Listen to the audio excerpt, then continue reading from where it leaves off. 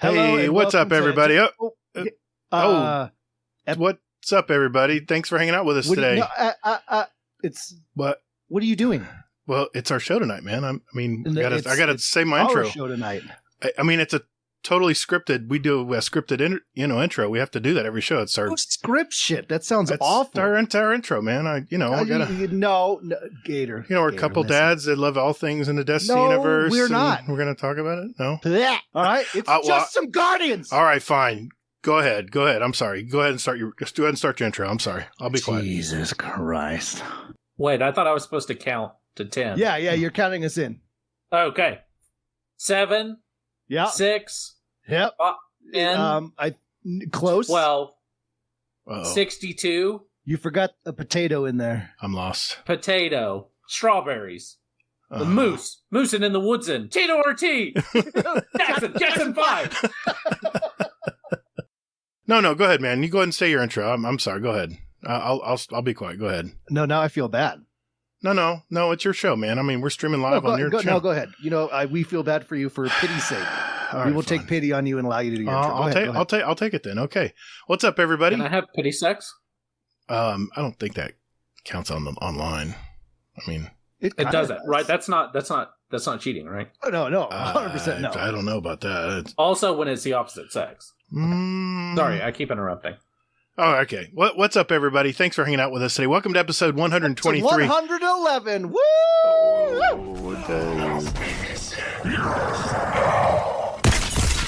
Guardian down.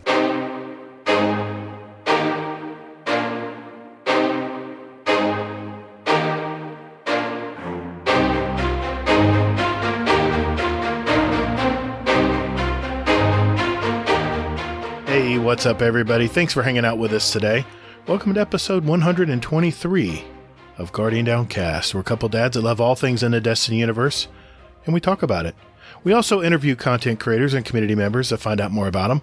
We're the show that asks, are we just some Guardians or something more?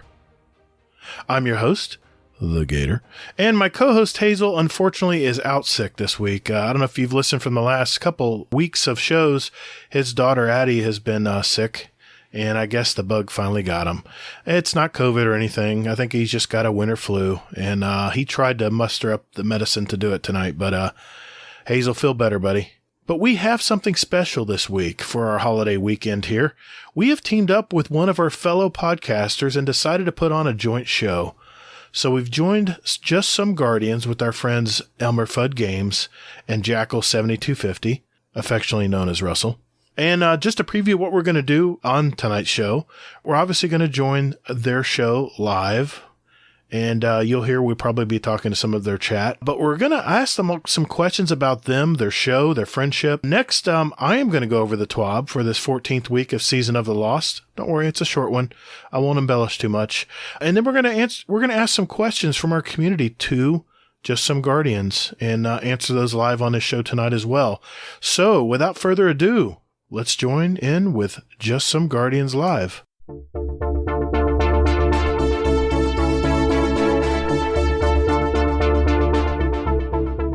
Hey, thanks for listening to Guardian Downcast. You can find us on Twitter @Guardian_D_cast. Or, you can find us on Instagram @Guardian_Down_cast and see what pics our weekly guests want to share with you. Or Hazel, just visit our website at guardiandowncast.com for all the contact information and where else you want to find us. And you can also play any past episodes you like in any order you like, right from your browser. Don't you or me, man. Anyway, so hey, Guardians, check us out, and later, Guardians. Toddles. Hey, that's my line, man.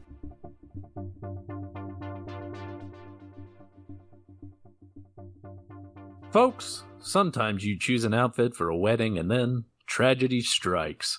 Your child vomits all over the outfit. Those gosh darn veggie sticks again. Whatever will you replace your amazing plaid tuxedo with? Why, a shirt from HeShirtSheShirt.com, of course.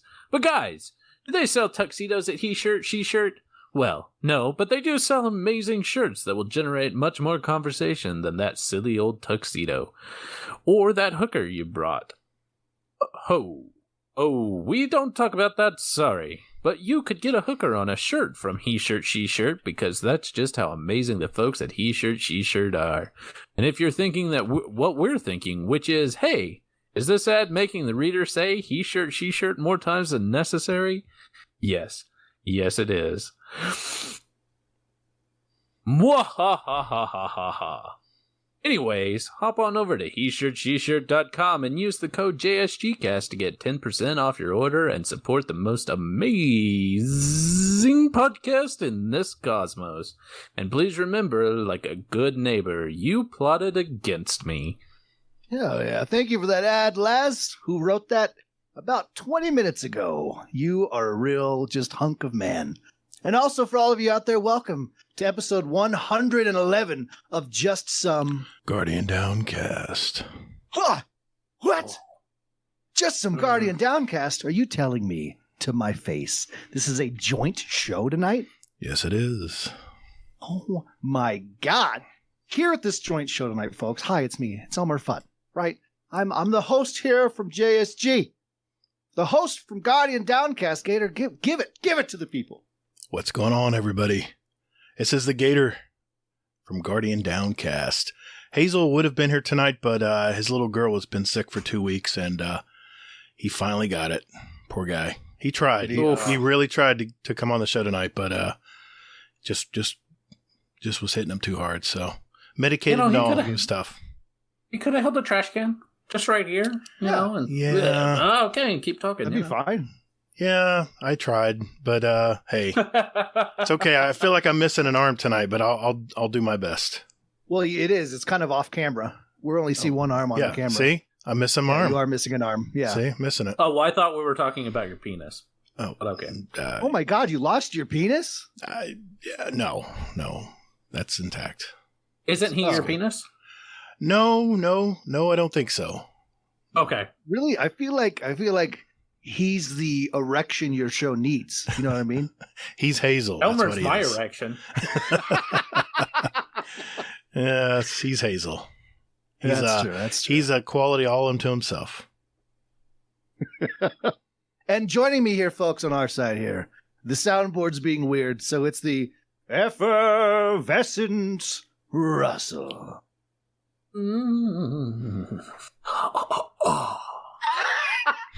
You're really sexual tonight. I'm kind of into this. I don't know. I don't know, man. You just bring it out in me, both of you. That's I mean, true. just Yeah. I just want to cuddle in your guys' arms. That's fine. I'll get on a plane. Okay. Well, how are you doing, Russ? I am doing great. I am just. It's been a good day. I'm excited for my new job starting, and I've been playing God of War. So, dude, that's a great day. Are you playing on the PS5? Yeah. How's it So running on that? Really well. I mean, they talked about some frame rate drops if you're running in like the new, like the mode that's specifically designed for PS5. I haven't experienced anything like that. I don't know if they did a patch or anything. This was mentioned when it first came out, so I'm not sure if it's still a thing or not. But I've been having a ton of fun. I mean, God of War is just a beautiful, beautiful game, and I've enjoyed replaying it. I haven't replayed it since it first came out. And I'm exploring a lot more. Like in the first one, I did explore a lot, but this time I'm like, I know what powers are coming up and what they unlock, so I know what to look for and be like, oh yeah, I can do this puzzle, or no, I can't do this puzzle yet. But dang, it's just as good as I remember. That's awesome, man. Yeah, there is a troll just hanging out. Like there's just this little island that's like this big, and this troll is just right there. Here we go, Russell, gaming while we're podcasting again.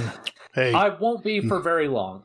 Here we go. I just need to get to my ship. I accidentally killed a lox because I tried to swim across a channel, and it died. And Kratos, so now I have to if get you're listening right now, I need you to go ahead and Turn your own game off. It's Valheim, actually. Oh. If anyone out there playing Valheim, Clear Night, turn PvP on the server. No. I'm just going to get over to where my stuff is, and then I'll be done. I'm just sailing right now, so I don't need to pay attention too much. Except when I see certain. Well, you need to pay attention to this because this is the most important part of this episode. Okay. Here is how are you, Gatr, and what's new with you, brother? Doing good, man. Doing real good. Yeah, I'm used to Hazel playing Destiny while we're podcasting, so I'm very used to this. I'm glad he's sick. No. Yeah, who's going to read the TWAB tonight? Yeah, I'm going to have to do it. But no, I've been doing good. I've been actually, what I did today, I had some time off, and I worked on unlocking the rest of Stasis for my Hunter and my Titan today, and I felt like I accomplished something today. Man, the hoops they make you jump through to get Stasis unlocked. I mean, it literally, man, it's step 2 of 5 times 5 or 6 different times to unlock everything. I'm like, it's done. Even though they're nerfing the hell out of it next season, I don't care. It's unlocked. It's done. So now I can say I did. Yeah. So, but one of those checklist things. Yeah, it's exactly it. It was on my mind and finally got it done. Yep. Yes, I have a question. He had his hand up. I prepared for this. So Stasis. Stasis is the new. It's the new It's the new darkness subclass. There's only there's 3 light subclasses, Arc, Solar, and Void. And then you can switch over to one of the darkness subclasses. And this was a big contention point, if that's a word. It is. But with the community and the devs, because I said before Beyond Light came out that this is going to suck in PvP. No one's going to want to freeze people and sit there and watch people shoot you or punch you or whatever. And sure enough, nobody likes Stasis in the Crucible. It's great to use in PvE, but player against player, it's no fun. And they've nerfed it, and now they're going to nerf it some more. So it's frustrating to use in the Crucible. Because this came out with Beyond Light, right? Where you had these darkness abilities, so you have to unlock it. So is it kind of like when you're doing like the exotic, when you're trying to get an exotic weapon where you have to meet certain criteria in Crucible and in PvE and in different places to unlock it? I tell you, the one thing I love about Stasis is they've done a new 3.0 system where it's the UI, the user interface is so streamlined now versus these preset trees with the light subclasses. Mm-hmm. You have all kinds of flexibility now with the Stasis subclasses. Cool. And what's nice is in Witch Queen, the next major DLC, which comes out 2/22/22, it is that's when they're gonna switch the Void subclass over to that 3.0 version, which I cannot wait. Oh, really? I love Void. I'm a Void Walker Warlock. That's my main. So I play the others too. Yeah, that's what I did as well. Yeah. I love Blink. I love blinking over people, especially shotgunners, and doing a 360 and knocking them out.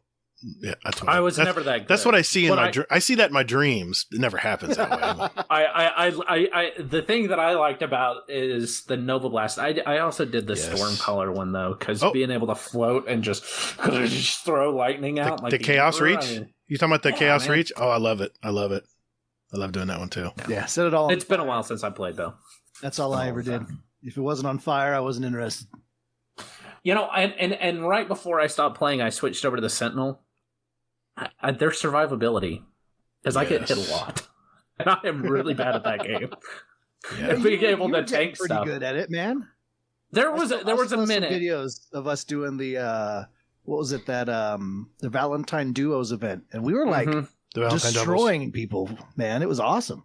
There was a minute where I played it every day for hours a day because the job that I had was just there wasn't a lot going on.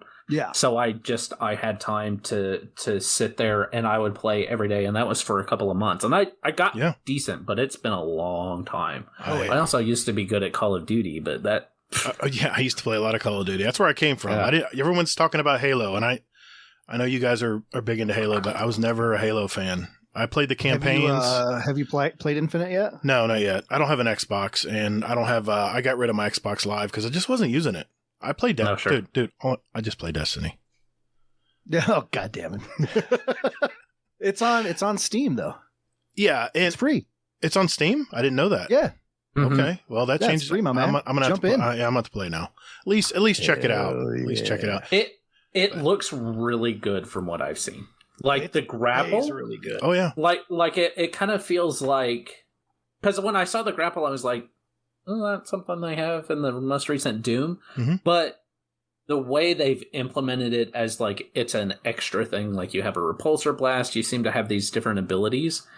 But the grappling looks really cool, and having it in multiplayer to like zoom in on somebody. Like I was like, it was like a tips and tricks on things that the game doesn't tell you. Right. Like you can grapple onto vehicles as they're coming towards you and then hijack the vehicle. Oh yeah. So he was talking about the most fun thing to do is hijack the driver's seat so that you have somebody still in the turret and then drive it off a cliff and then grapple onto the cliff and get out of Dodge while you just killed a whole bunch of people in one vehicle. That'd be better if you could grapple onto the vehicle, stab the guy, throw him out, and then hop in it. That would be awesome. I'd love that. That's what you can do. You can do that? Yeah. What? Oh, hell yeah. So Hell yeah. They're flying, driving. I got to try it. My friend Reeb, who's been on this show many a time. Oh, yeah, He has this awesome clip where he got, there's like this giant hole in the middle of the map. Mm-hmm. And this vehicle is coming up, so he jumps off and like starts falling in, and then he grapples to the vehicle, winds up in the gunner seat, rips the guy out of the gunner seat. The other driver jumps out, he shoots him, takes over the truck, drives off. Someone else from the other team gets in the gunner seat, so he drives it off into the hole, and then before it registers him dying, he grapples himself out of the hole and just kills that guy. I was like, let's go! I love it. Yeah, I got to try it. I think I streamed it. I think last week. Oh, man, really? Yeah, dude. You got to check the Discord, Ross. We got groups going. I know. I'm terrible at that. But I think like 7 or 8 times out loud, I was like, this feels like how I remember Halo being. Because if you go back and play old school Halo, it does not feel like you remember it. Really? Okay. Yeah. Oh, my God. It's so slow. It's rough. Time to kill is awful. You just, because you can only like slightly jog everywhere. Yeah, you're real slow. Movement's much better in the Infinite one? Is that what you're saying? It's better? The movement's better in the new game? Way better. Oh, yeah. Everyone just, you have a sprint, all the basic first-person shooter stuff now. So, it just, it looks gorgeous. It plays amazing. I haven't had any real issues. It's so much fun. I just have one question about Halo. Yeah. You have this rifle called a battle rifle. It's got a nice, beautiful scope on it, but all you can do is hip fire with it. This is what I always hated about Halo. You can look down the scope with it. You can? Yeah, you always have been able to. Now, everybody I see playing it, whether it's Dr. Disrespect or Lupo or whoever, they're all hip firing with the damn thing. So I don't understand. Well, because you can, like, hip fire's always been pretty strong. Really accurate? Okay. Yeah, very accurate. Yeah. So if you can line up those headshots and just, it's a lot quicker than aiming down sights. The scope is more to zoom in a little bit, and get an extra, thing. Hip firing has always been a thing in Halo. I do think that they introduced like the iron sight kind of thing, like with Call of Duty, like later. I think that ended up being like 5 or something like that. Wasn't that Halo Reach? That's also that was Reach. I think Reach did that. Yeah. Reach didn't. See, because the early versions, I played Halo 2 with my son, and he had an Xbox, and I said, "Son, I can't aim down the sight. What's up with this?" He goes, "Dad, just use the crosshair." I'm like, "What? Use the crosshair? Use something imposed on the screen instead of a sight? Come on, what's going on here?" I said, "Future, pass." Gatr. I said, "No, I'm going back to Call of Duty. I'm good." That's what I did. But no, Dr. Friendly in chat brings up a good point. When you get hit, it knocks you out of ADS. That's why a lot of people don't ADS. That's why. Okay. Yeah. Makes sense. Well, that's flinch. It's it definitely sucks. You're like, no, I want tip. No, I want to hit. Nope. It's really hard to get over that. Forget that. Going from Call of Duty or Destiny to Halo is a very different experience because there isn't like you can, but it's weird. Halo was never geared towards that. It was always geared towards the hip fire, which makes the kill to death ratio higher. The time to kill. Yeah. Well, the maps are small too, aren't they? The maps are pretty small for the most part. Depends on the map. They're pretty normal, like arena shooter size. Then you have your big game or your big war. What is it called? I can't remember what they call it. Team battles. Something like that. Yeah, and those maps are pretty big, but that's got a ton of people on it, so you usually are still having And lots of vehicles. engagements. Yeah, lots of vehicles too, and really cool objectives. Being able to, Russell, can I tell you something? Yeah, tell me. Do you know how long it's been? And me and you have talked about this many a time on the show. Mm-hmm. Sitting down to play Capture the Flag in a game. Oh, yeah. No one does Capture the Flag anymore, and that was the game type forever. Right. So Yeah. we played Capture the Flag the other night in Halo, and I was like, oh, dear God, I miss this. Yeah. It Yeah. was so much fun. Grabbing the flag, getting it back. One of your flag carriers be running, they get down, you grapple the flag over to you in your hands and you start running off or jumping a vehicle or, just all over the place. And the call outs, you're on offense, you're on defense, they're coming to the flag. Oh, it was just like so much nostalgia. So something else I learned, just a little tip for you. You can put the flag onto a vehicle. I did just see that. Yeah. But it'll ping as you're moving if you put it onto the vehicle. If you just jump on top of the vehicle, though, and the vehicle moves, but technically you're not, it doesn't register you as moving, so it won't ping where the flag is. Interesting. Mm-hmm. Huh. That's really interesting, actually. Yeah. Oh, dude, it's been a ton of fun. Russ, you got to just make sure to check it out, man. We got hopefully a ton this next week. We've had some pretty big nights with people I haven't seen in a long time, dude. I mean, like, I jumped in the other night. It was Runga, Detben Malone, Xanafan 711. Wow. Like, Oh, yeah. Seen like those guys. all those people from way back that went. Yeah, you know? yeah. And then, obviously like Reeb and Sumbode and Death and everyone, we were just it was 12 of us playing Halo at the same time. And we were like, this is incredible. When's the last time you had to play a game with 11 of your friends? Yeah. Been a while. It's been a while. Oh, it was Beat me to beautiful. It was so much. It was just all of us were grinning and laughing the whole time. It was, how they say, I wish I knew it was in the good times when we were in them. Like, you just knew, like, we're in a good time right now. Right. We talked about that last week, how there's so many shooters right now competing for everyone's attention. It's not just Destiny anymore. It's you got Halo, you got a bunch of military shooters out there. You got Vanguard. Well, it's never been just Destiny. You just only pay attention to that. Yes, I know. I was laughing at your list. You're all talking about these brand new games like in Destiny. That's not a new game. I know. I got the perfect soundbite last week. Hazel goes, wait a minute, hold on. Dude, I just played Destiny. That was so good. I've locked that one in for the year-end show. Oh, that's going to be a good soundbite. Oh, my God. Hey, you like randomly said hi to me halfway through the show? I was like, wait, what the hell? I'm always talking to you, Fudd. I'm always talking to you, especially about the me weather. when I'm on my route. Especially on the weather. Dude, seriously, Russ, I'm just delivering mail. We're like mid-conversation. I'm like, do you hear me, Mr. Fudd? By the way, do you hear me, Fudd? I'm like, what the hell is happening? Are you around me right now? Don't deliver to that house. No. There's a dog. There's a dog. Don't deliver. Yeah, no, do that, please. Yeah, oh, look God. out behind you, Fudd. That would freak you see out. Gatr just peeking out from behind blinds. It's in a bush. From, Home Improvement. Do you guys mind if I ask you a few questions? I mean, yeah, we interview content creators, and Russell hasn't been here, and when we did the game show, of course, but I never really had a time to sit down and just a few questions. I won't hijack the show here, but yeah, go for it. It's a mix. It's a joint show. The first thing we have anything planned anyway. Yeah. Well, no, I had I had a few things planned. I mean, I wanted to stick to some part of our show that we do, and the first thing, Russell, is where are you from, and what do you do, man? I never got that from you. Oh, sure. So I am from Alabama originally, but I've been everywhere. I lived in Las Vegas, Colorado, and then I moved to Alabama, moved up to Utah. I was in Samoa for a little bit, and then moved down to Texas. So you're in Texas now? I'm in Texas now. Okay. I love it. Cool. I love Texas. Like, it's funny because, people always give Texas a hard time because people from here are like, yeah, Texas. Oh, yeah. It's legitimately awesome. Yeah, I mean, like, I enjoy it. There's just the people, especially San Antonio. Like, Austin gets a little bit like Boulder, if you know Colorado. It's a whole different place. Dallas is something else entirely, but San Antonio is so chill. My brother was born there. Yeah. Oh man, yep. It's chill. It's a huge city. It's like it's definitely in the top 10. I think it's in the top 5, but it doesn't feel like it. Okay. Like it's just kind of laid back. I love. But what do? I've worked in EMRs for a long time. So I've worked in electronic medical records. Okay. Everything from implementation to support to some stuff on the back end. Right.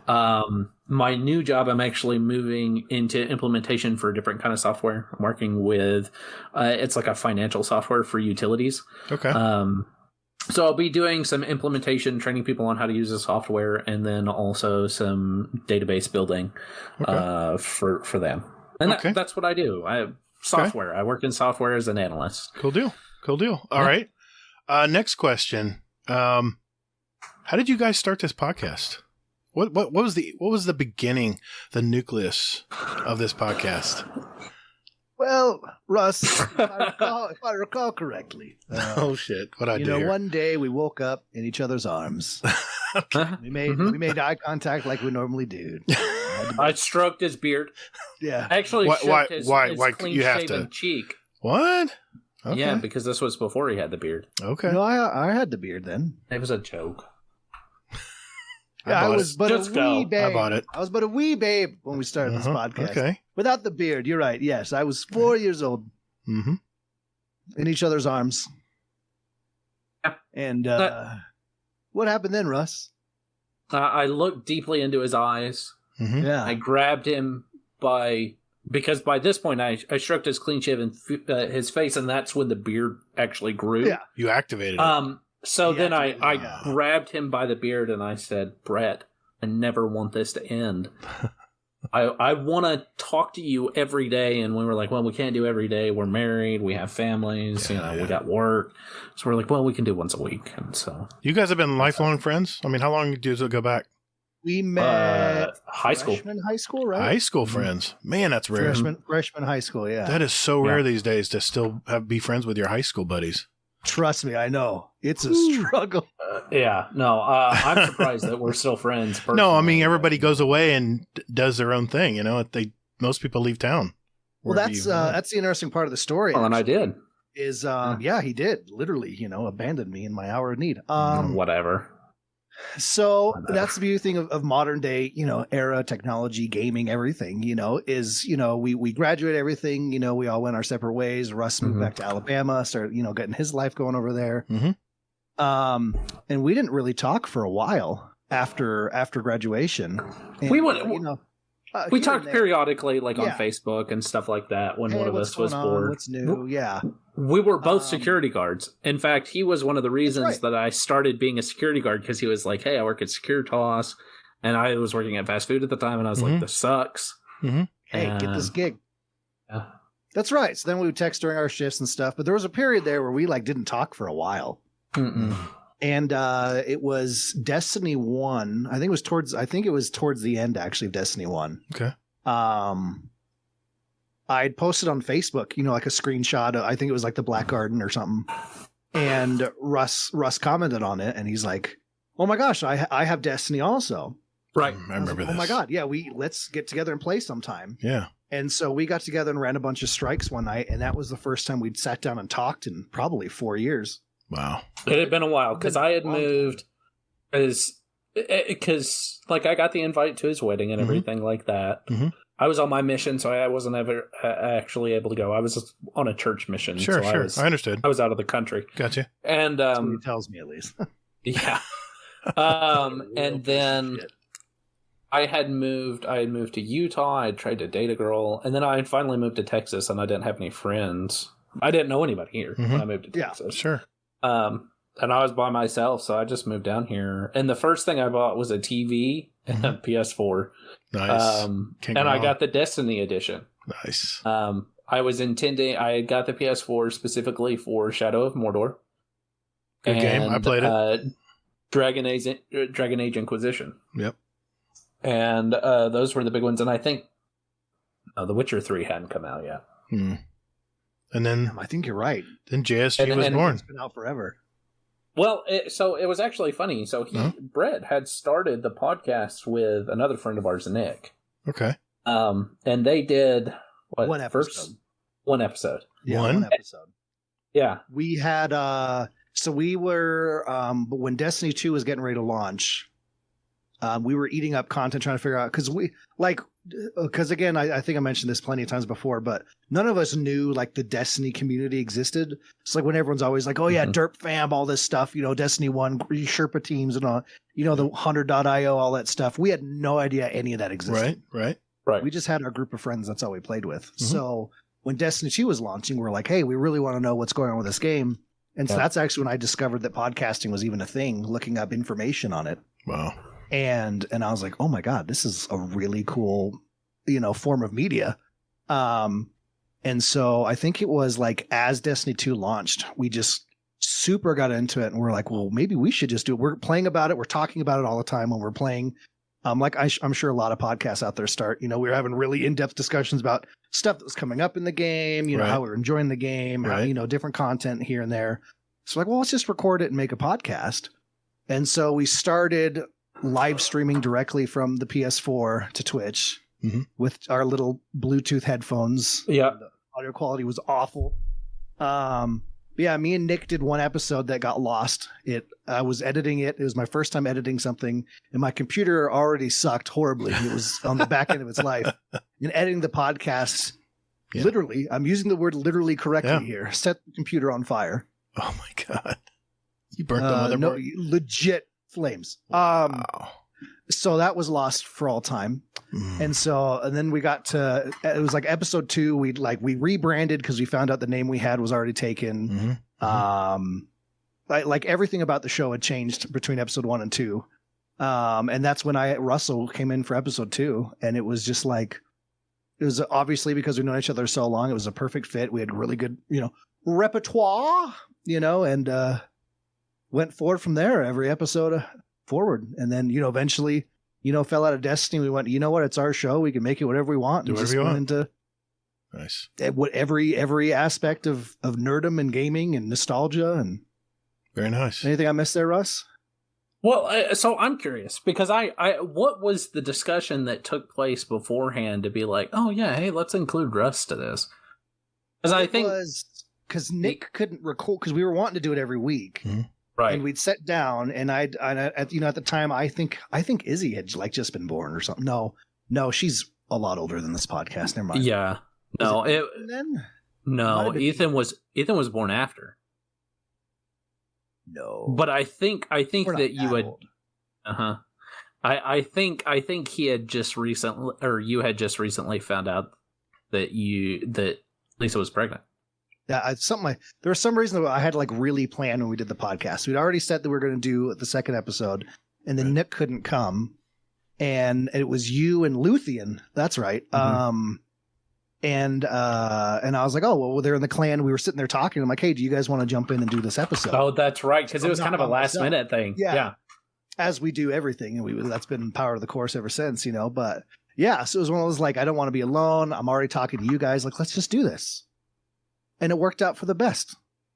Here you are, 111 later. Yeah. Plus a lot of missing, I heard. Well, yeah. There's that whole year that we, Oh, yeah. No, I mean, it has not been super consistent. This should be episode 167. Wow. Or something like that. Jeez. If we hadn't stopped if we hadn't not recorded for that whole year, we'd be 160 something right now. Oh my gosh. We'd be up there with, the Potato Thumbs gang. Wow. Yeah, man. We were right on their tail. You were right there with them. Wow. We forgot the podcast existed. Well, okay. I'll end with this question. I was talking with Generation X Gaming Podcast last week. Great guys. Oh, yeah, absolutely. They're all my age, so they're we all talk the same language. And I asked them this question. I'm curious what you guys are going to say. Podcasting. This is kind of, it's not new, but it's kind of become the thing to do. Like the media that's up and coming pretty quick. I mean, podcasting is crazy now. I mean, look at Rogan. He's getting millions of dollars, and Adam Carolla started it back in 2004, I think. Where do you think we're going with this? Where do you think podcasting is going to go? Can it only get bigger? Is it a fad? Is it going to wear out? Don't tell me. None of you guys. Everything's cool, but I mean, where do you think we're going with this? I mean, is it going to become more of a national thing? Is it going to be taken over by all the big companies? Just curious. What do you think, Russ? Let's take us off on this one. I don't know. I think podcasting, I mean, I don't think it's ever going to be taken over by big companies. I mean, it's kind of like Twitch. I mean, you'll always have individuals who are popular, right? Yeah. I mean, that's kind of the nature of it. I mean, you'll definitely have people that become personalities that the companies will want to sponsor and be a part of. I mean, that's just the nature of it. I mean, like, I believe anyway. But I think that you'll always have individuals, and I mean, it's kind of like you think about it in the terms of a radio, right? You had personalities that became big because of their personality, and then you had stations that would pick them up and encourage them to go certain ways and do certain things. Mm-hmm. But it was always the personality and the person. I mean, Howard Stern, right? I mean, he was kind of his own thing and did whatever the heck he wanted, and people are like, well, he's so popular. Meh. I think, I mean, the nature of things is that things always evolve. So eventually, I'm sure there will be some kind of technology or something like that pushes it further. Again, going back to the radio, right? Yeah. You had the radio, and now you have podcasts. Things are displayed over the internet. But I mean, it's also essentially the same thing that was in the radio days, where you have personalities that come on, that interview, they do questions, they talk about things that they're passionate about, or they play music. I mean, it just kind of depends, but I think it'll always be around in some form. The technology will change, of course. I don't know. Someday maybe it'll be streamed directly into your brain, and you'll just go, "Oh, that was a good podcast," instead of having to listen to it for an hour. I don't know. But I think people are always... I think people crave communication. Yeah. And conversation. And, there's always, I don't really like silence. Like, when I'm working, I'm watching TV, I'm listening to something, I want something in the background. I don't like it when it's quiet. Like, that's one of the things that I hated about working from an office, is that I can't have something on in the background that I can work to. Right. Right. And so I think there'll always be that draw. I think it'll always be a thing where people want, and people are passionate about things. I mean, Destiny, video games, whatever. I mean, people love to hear about people's opinions, and I think it's a conversation, right? That's the beauty of this kind of media. Now, discussion. Now, the cool thing about this is that we can communicate with people almost immedially, right? Mm-hmm. Whereas, you go back a couple of steps, let's go back to the radio again. That seems to be working. You would have to call in and be like, oh, hey, and then, but then you would have to wait and blah, blah, blah, blah, blah. But now people can just... for 30 seconds and you're gone. Right. And but now people can just communicate, and you can see, and we're not super busy, so it's easier for us to see everything that's going on in the chat and be able to respond to people. But and you get to participate in that conversation a lot more than you would 10 years ago. The problem I think go ahead. No, I was just going to say that I'm following along. The problem I have is trying to explain a podcast to people, because there's only, I think they said 20% of the nation, of the world, actually knows what a podcast is. Really? Isn't that jarring? Most any kind of media, there's always going to be people that just have no idea. No idea. Well, I mean, I have friends who have no clue what the hell a podcast is. They don't get it. And you give them your link and you go, learn away, brother. I've done it. I've sent my link, and I don't know, maybe they listen, maybe they don't, but it's the kind of thing where, I mean, there's a horse radio network right now. I mentioned this last week on our show. There's a network of horse shows for people who raise horses. Yeah, absolutely. And these guys are sponsored. They have advertising dollars. They're making a living doing it. About horses. Where on earth are you going to be able to go on the cable networks and find a horse show, maybe one, but have a whole network of shows about taking care of horses?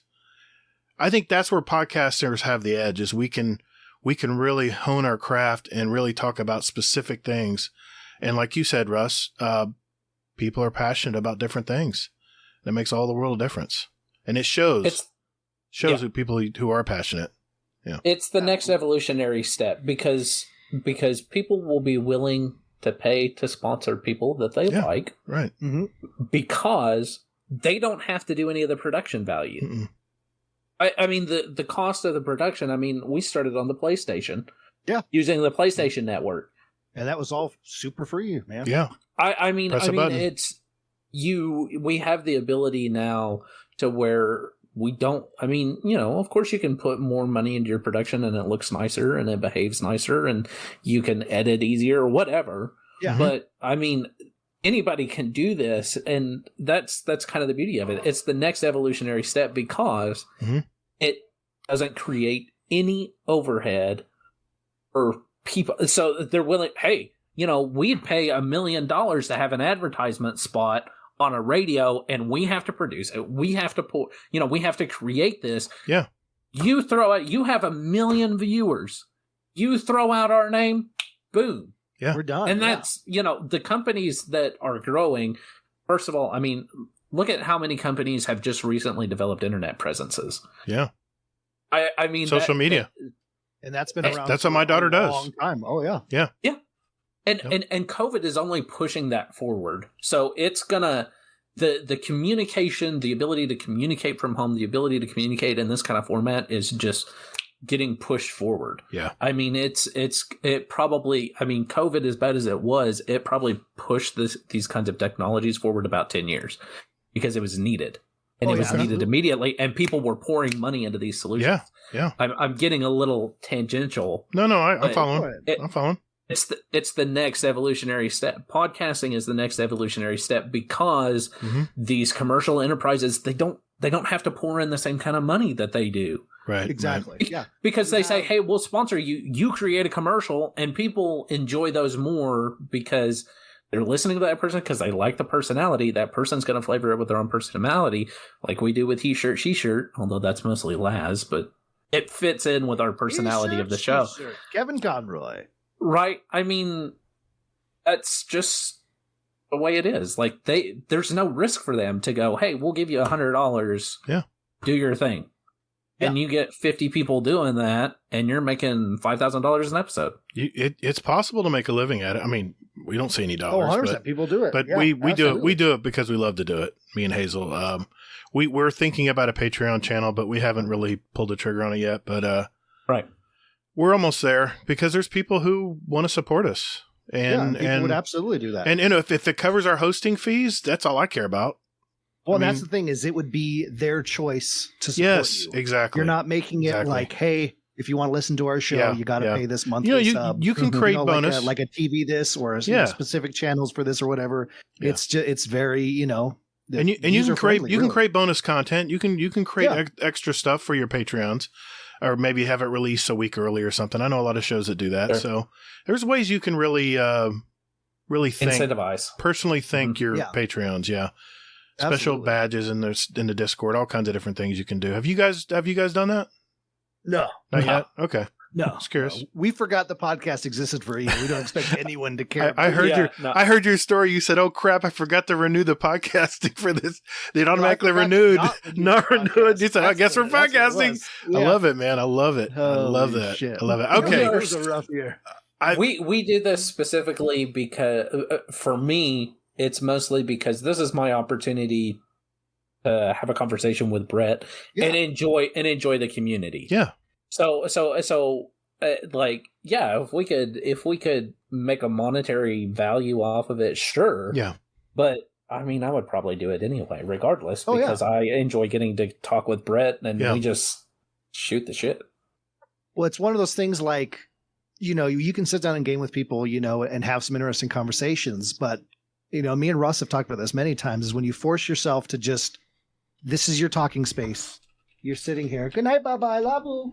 It's cute. Night. You say good night to everybody? Okay, you can be shy. Can you close the door? I gotta kiss. But yeah, so you sit down in this specific space, and it forces you to have those conversations you would have, but at another level. You can get more personal. Right. You can get deeper with it. you can bring someone into your raid group, whatever, to chat with, or you bring them into this and have either people that I never would be as close friends with that I am now, because we were able to sit like this, have a one-on-one for an hour, hour and a half, 5 hours, however long your show is, and just really get to know people. Like I listened to Conan O'Brien Needs a Friend. If you don't listen to that it's podcast, a great show. Highly recommend. Great show. I love that guy. He brings it up all the time that he's talking to people on this podcast that he's had on his talk show, right, 50 plus times, but it's always, here's so and so bit, talk about your book. Yeah, exactly. You're there for 4 minutes and you're gone. Yeah, you never talk to them again. You get and 2 7-minute. There. Yeah, exactly. You get 2 7-minute segments. That's it. You're gone. You're off the show. Yeah. I hear you, man. Can sit there for an hour and a half and just, you going to bed too?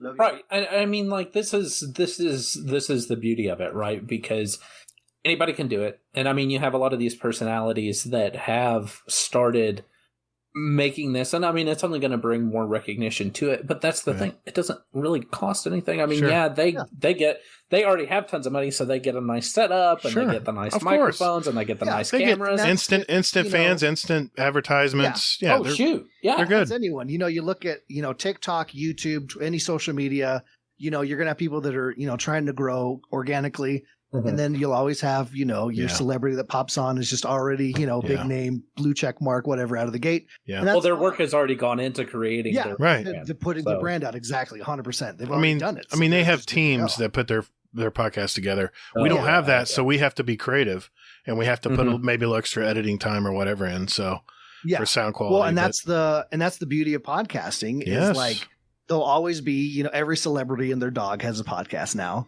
but that hasn't, our numbers aren't dropping because someone, Simon Cowell, mentioned that he's doing a podcast. Like like you said, there's a network for people that like raising horses. Right. If you have an interest, you will find that and you will become a part of that. And as long as you're getting something from it. Yes. Yeah. Exactly. And most people that listen to podcasts have a lot of time. Yes. And so they're like, I listen to all sorts of shit. I do too. Week, and that's the beauty of it. And then, the ease of access as a user, the ease of access as a caster, even when you look at like, was it Anchor that it's a free app. You could podcast from your phone, edit it on their app, post it from there, and it'll put it out to iTunes. It's amazing, isn't Spotify, it? all your stuff not to mention like 30. I think we're in like 40 countries around the world. It's just insane, dude. I mean, people it's just boom out there. You have a voice. People in Israel are listening to us. I mean, it's like what? People in Germany. Thank you. Yeah. Russell, that announcement I have for you. Okay, go for it.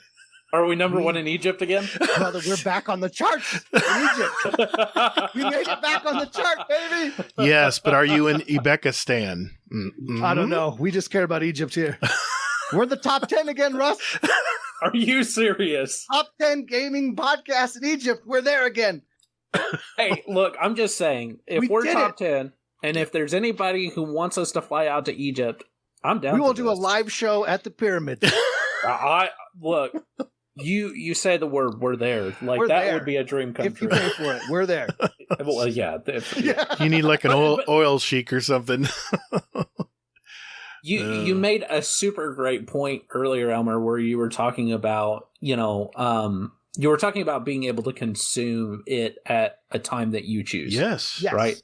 And it's that's not a scheduled radio show. Yeah. Right. Exactly. You can, you don't have to be on at that time. You can go, oh, I enjoy this. I'm going to add this episode to my list of things. Right.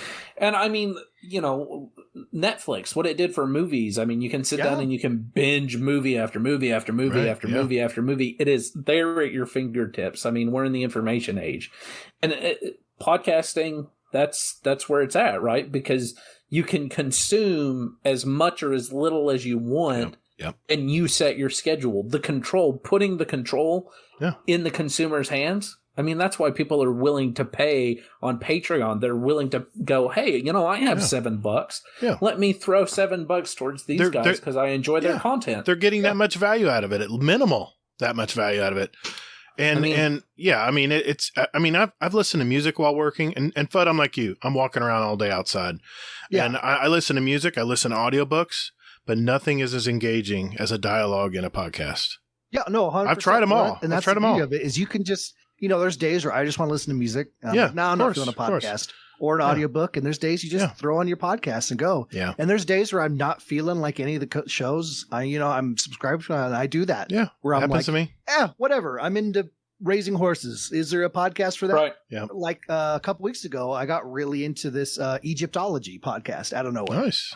I've always been super fascinated with ancient Egypt. And I was like, hell yeah, I'm going to look this up because it's got to exist. Is this another plug for Egypt? Yeah, this is another. Oh, you got another listener. You got another listener. It's a true story, but I'm also making sure to lay it into this episode. There you go, smart man. I think we have to say the word Egypt. But yeah, and it's just really fascinating stuff. There's guys that are really high up, in that, line of work that are doing these shows and talking about stuff. It's just fascinating. Yeah, that you have, like YouTube rabbit holes. You can go into this rabbit hole of. And next thing you know, you're looking at who knows what. 12 o'clock. Holy crap. Yeah, exactly. And you can do that with podcasting. If it's an interest, it exists and people will listen to it. Someone told me there's no such thing as long podcast, just boring podcast. Yeah. That's true. You can, it was the longest podcast last week we ever had. It was 4 hours and 4.5 hours long, and I'm like, my God, no one's going to listen to this. We had so much great feedback from that whole thing. Yeah, but you know what though? I separated into timestamps so people could zip around and listen to what they wanted. But the conversations were so good, I couldn't edit it out. I couldn't cut it out. It was all engaging, and I figured, you know what? Last time they came on, I put it into 2 separate shows, and everyone was like, just put it on a show. Let us listen to it. I'm like, fine. We'll listen. So I put it out this time. I had a double take when I saw the editing, when I was done editing it all, and I looked at it, it was just over 4 hours. I was like, you got to be kidding me. But I tell people podcasting is a radio show that you can listen to on demand anywhere and you everywhere. Can download it, listen to it on the plane. You can, anywhere you want. And it reminds me of the old AM days, FM days, where you had talk radio, where people would sit there and have a conversation with the host for 30 minutes, and you were still engaged because the person that actually called in didn't have something stupid to say. They actually had a really good dialogue going, and they never cut the guy off because it was a great conversation and they knew it was gold. That's kind of what I think of a podcast. That's where the magic is. So yeah. All right, I've derailed your show now. I'm sorry, man.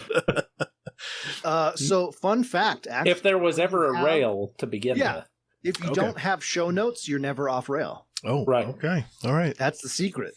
That works. That works. Yeah, it's a beautiful thing. Well, another 2 things I wanted to do tonight, if we could. I do have some community questions. Some of them are directed to you guys. Some of them are general. And I know, Fudd, you did an admirable job on our speed run when you were here last time. I did. You had a little one-on-one versus Runga. I just want to throw out there right now. All right? Okay, go ahead. If someone has a funny bit and you go on and try to make it yours the week after, get a life, RNG. Get a life, Runga. Well, I figured Russell's never done our patented speed run segment. He is not. I have no idea what this is. Those are the 2 things I would like to do. And then whatever you guys want to do after that, I'm good. I'm here. I'm here for as long as you guys want to be here. Speed run. All right, speed run time. Call the Praxic Order. Call the Thanatonauts, the Jinsen Scribes. Call everyone so they can witness you. All right, let's go, Russ. I'm so excited for you. I have no idea what this is. All right, I'm going to give you a little introduction. That way you'll know what's going on. This is the intro that I read to my show. I say, okay, listeners, this segment is called the Speed Run. This is where we have a database of over 250 randomly asked questions, and Russell will have 90 seconds to answer as many as he can. These are short 1 or 2 word answers, and at the end of the year, the guest with the most answers will win a prize and title of 2021 Speedrun Champion. The questions are randomly asked, so no one can memorize the order, and just answer quickly whatever comes to mind. So you ready to do this, Russell? Is this going to be like the hot fries and Coke Zero, where I never actually see a prize if I win this? I don't know what you're talking about. I will tell you this. I know you don't. I will tell you this. Mr. Admiral Nips and Startin, which is his Kingsley Mac's wife, are tied actually at 39 questions answered in 90 seconds. That's a big mountain to climb. But I will tell you if you got a podium finish, if you get close. Yeah. And if you answer more than 2, you'll beat me. There you go. All right. Okay. I think Fudd said he would do the timekeeping. Yeah, I'm ready. You ready to go? 90 seconds on the clock? 90 seconds on the clock. All right, here we go. 3, 2, 1. Warlock, Titan, or Hunter? If you could live in any decade, which would it be? 1950. Void, solar, arc, or stasis? Stasis. What's the worst job you've ever had? Security guard. What's your favorite smell? Chocolate chip cookies. Cars or trucks? Cars. Should there be freelance solo strikes in Destiny? Yes. What is your beverage of choice? Dr. Pepper. Sunset or sunrise? Sunset. If you could choose, who would voice your ghost? Peter Dinklage. Human, awoken, or exo? Human. What's the best sandwich? Roast beef with Lay's potato chips. Do aliens exist? Yes. What was one of your first music albums? Van Halen. What's your favorite Destiny planet? Venus. Audiobook or physical book? Physical. Is pumpkin spice a real coffee flavor? Yes. Hive, Taken, or Scorn? Hive. What's your least favorite smell? Poop. Most used app on your phone? Audible. Ikora, Kate, or Zavala? Zavala. Time travel or teleportation? Teleportation. What number am I thinking of? 13? Are beers seasonal? No. Apple or Android? Apple. DC or Marvel? Marvel. First gaming console? Xbox. Dogs or cats? Both. Favorite salty Hi. snack? Favorite salty snack? Oh, Probably Lay's. You just said cheese Lay's. puffs, actually. Whoa. Golden flake cheese puffs. Oh. To be more specific. All right. Well, good deal, man. I think you did pretty good. Hey, almost said Hazel. Mr. Fudd, how did he do? Yeah. He answered in 90 seconds. That's all I did. Okay. No. I've got him numbered. I'm Okay, good. Okay. I said I would time keep. That's all I agreed to. Mr. Russell, you got Yes. 29 correct. 29 answered in 90 Oh, seconds. I was like, wait, That- I had to that's- answer correctly? That's right in the bell curve. I'll just tell you, we've had a lot of guests do this over the 2.5 years we've done this, and you're right in the bell curve. So you did really well, man. You did really good. Some of them I was just like, I don't know. Some of them are thinkers. I onto one Yeah. of the answers. Some of them were Destiny related. He hasn't played it in 2 years. It's funny. It's funny. I messaged Fudd and I said, has Russell played Destiny before? And he goes, yeah, we kind of got a podcast called Just Some Guardians. I was like, oh. It was, I think I said, yeah, we started a podcast about Destiny, you idiot. So good job, man. Thanks for having fun with it. I always have fun That's with what it. I'm here for. And, Dude, good job, Russ. You destroyed nice. my score. Yeah. Well, it's a little bit easy to get better than 2. That's what you say, Russ. Yeah. I don't know. I was pretty intimidated when I did it. What were your Shows 2 yours. questions? And what were the answers? Ooh. Cats or dogs? Oh boy, that took a while. And then I had a very in-depth external monologue to myself about the pros and cons of cats and dogs for about a minute. Yes, he did. Wow. And then it was Hunter, Titan, or Warlock. And then I went through each class individually, pros and cons. and then I ran out of time. So what are you going to do? It was painful. I mean, Hazel was like, They asked the first question. I started monologuing and they went, oh, dear God. You know, I said, okay. We just got a cat. We got a little kitten. You got Oh, a cat? nice. Yeah. So we have our dog. His name is Celebrimbor because we're nerds. Mhm. And then we named our cat Talia because Shadow of Mordor. Yeah, hell yeah. Very cool. Very cool.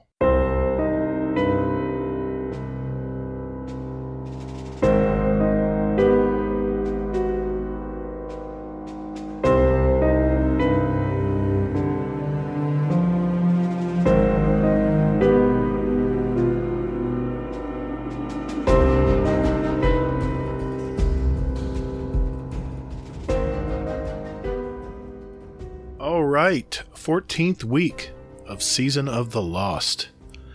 This is This Week at Bungie. And to be honest, it's It's kind of a short TWAB this week. Not a whole lot to talk about. I did want to mention the opening statement that Cosmo, who wrote the TWAB this week, he stated, "This week at Bungie, we are celebrating Gatr Days. Early TWAB this week, but it's also a short one. Since last week we dropped a 6,000-word thesis," boy, they did, "that will probably hold you over. Here in the U.S., we have a short week due to the turkey-related holiday, where many thanks are given, wherever you are and whatever holidays you have coming up.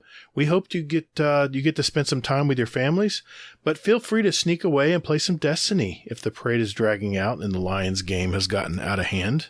Starting this week, the Bungie store is celebrating Gatr Days by counting down to Gjallarhorn's debut in Destiny 2. The celebration is running from November 23rd to December 7th. 3 of our partners, Just Geek, Level Up Wear, and Loot Crate, will also be offering discounts on Destiny licensed merchandise for a limited time during Gatr Days. So keep your eyes peeled and grab those discounts while they last. Also, check out Gatr Days on the Bungie store for more information on discounts, digital gifts, and prizes, including new products, emblems with purchase, Gatr Days sales, 10% store-wide discount one day only, Black Friday, which you're probably going to miss if you're hearing this. 50% off soundtracks, one day only, Cyber Monday, which you might get this in time. And gifts of Gatr Days, check back daily for free gifts. And I'll tell you what, I'm looking at they have a poster here of all the different Guns of Destiny. A poster print. I'm going to have to get that. That looks really good. Yeah, they got a Suros, looks like a Suros sweatshirt. Looks fantastic. Got some good stuff here. So check out the Bungie store. A lot of good stuff in there. I've already told my wife and daughter that anything in the Bungie store, I'm good. You have a hard time finding gifts for me this time of year. Also, one other thing they wanted to mention is the 30th anniversary pack is launching on December 7th, 2021. It will function as a DLC, such as Beyond Light or Shadowkeep, and not as seasonal content. DLC licenses do not transfer between platforms with cross-save like seasons do. This means that the 30th anniversary pack will be accessible exclusively on the platform it was purchased on, regardless of cross-play setup. Players need to purchase the 30th anniversary pack on each platform they intend to access it on. So, keep that in mind. I bought mine on PlayStation, so you know that's where I'm going to be. In honor of Hazel, who can't be here tonight, shit's broken. We have some cool videos and some really, really good art pieces this week. Check those out at This Week at Bungie, and it's bungie.com. And that's about it. Cosmo ends by saying the 30th is now less than 2 weeks away. I must admit, the header image got me super excited. That marathon-inspired ornament set on the Guardian holding a Gjallarhorn is a great look. We've already shown off some of the cool stuff that is coming, but we'll have a few things for you to discover on your own when the update goes live. Love, Cosmo. And that's it, guys. That is everything for week 14 this week at Bungie.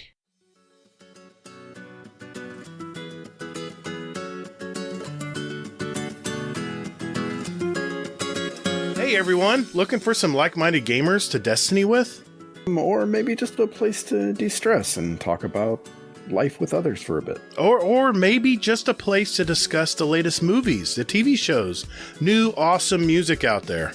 What about New Year's resolutions or goals or our fitness section? Well, you're also forgetting about our channels with links to our clan, Speakpipe, our show music playlist for God's sake, or even where to get a show t-shirt, mouse pad, or coffee mug if you want to help support us. Wow, you're not just a Bungie shill, you're a Guardian Downcast shill, huh? So, man, you must be forgetting also about the podcast questions channel, where listeners can put in their own questions for us. And Hazel, our show feedback channel, where listeners can talk about our past podcast. And our... Stop. This shameless plug has gone on long enough. I'm going to put a fork in it. Everybody, just go to the GDC Discord community link on our weekly show notes, where you can see the invite there. Just visit us at guardiandowncast.com. That invite link there will never expire, so just go there too. And later, Guardian. Oh my God, just stop. What? What did I do? You're so excited. I'm excited, man. Just bring it.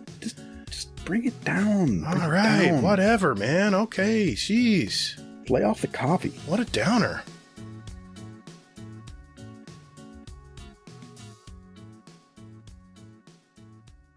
Oh my! How No. was your Thanksgiving? No, absolutely. I forgot to ask that, guys. That was one of my questions I was supposed to ask you. How did you guys enjoy Thanksgiving? No, yes. Yeah, I literally just asked that, Gatr.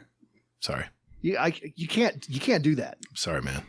I can't. I asked the question, then you asked the same You know what? question. I'll You know just what, I'll just go. Shame on you. It's okay. Shame on you. What? Shame Russ? on you. What? Shame Russ? on you. What, Russ? Why would you make him feel bad like that? What's wrong with you? He You're a knows. better friend than that. We've been you doing- are I a don't better know. friend than We that. do this all the time, Russ. It's okay. I'm used to the abuse. Russ, I was I'm really used to it. hoping you were about to just ask how our Thanksgiving was. Hey, how's your Thanksgiving? How was Thank your you for Thanksgiving? asking that, Russell. That was really sweet of you to think of Yeah, that thanks for first. asking, Russell. Thanks, man. What a great You know what, Gatr, would you like to I'm an lead off on innovator. this answer? Oh man. Yeah. What a real caring person you are. Uh-huh. Am I leading off? No, Is that what Gatr- you I just think said? Gatr should. Gatr. Yes. Oh god. Yeah.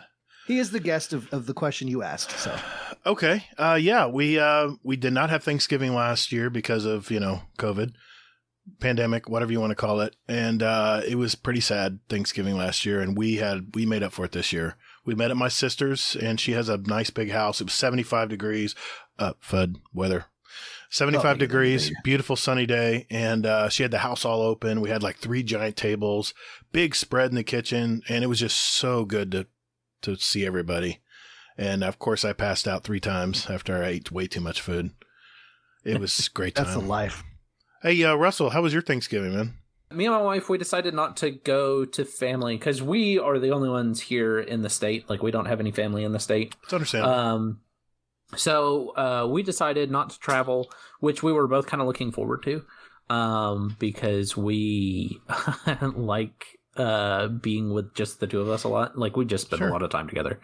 And so we decided to stay home, and we made I made a ham, mashed potatoes, gravy, brown gravy, and then I made a chocolate pie and a pecan pie.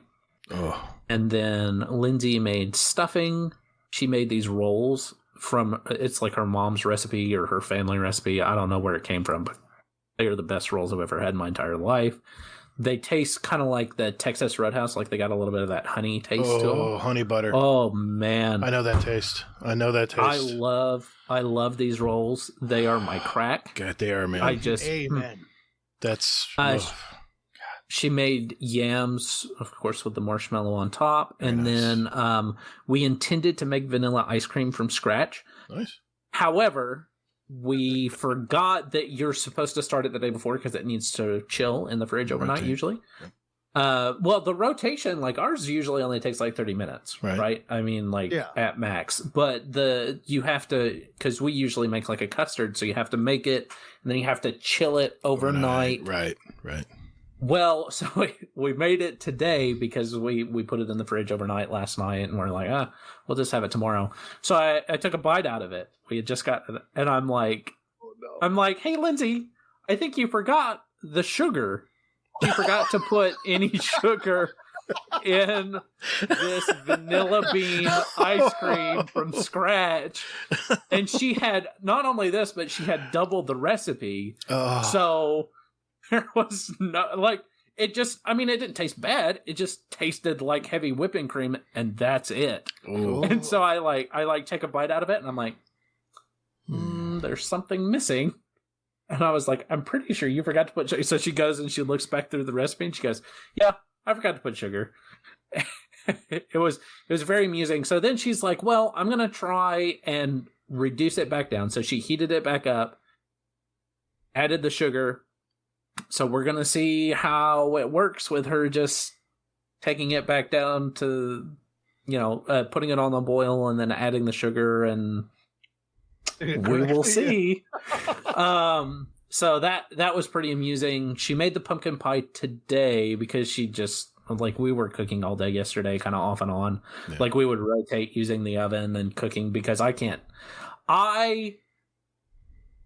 cannot stand when other people cook with me.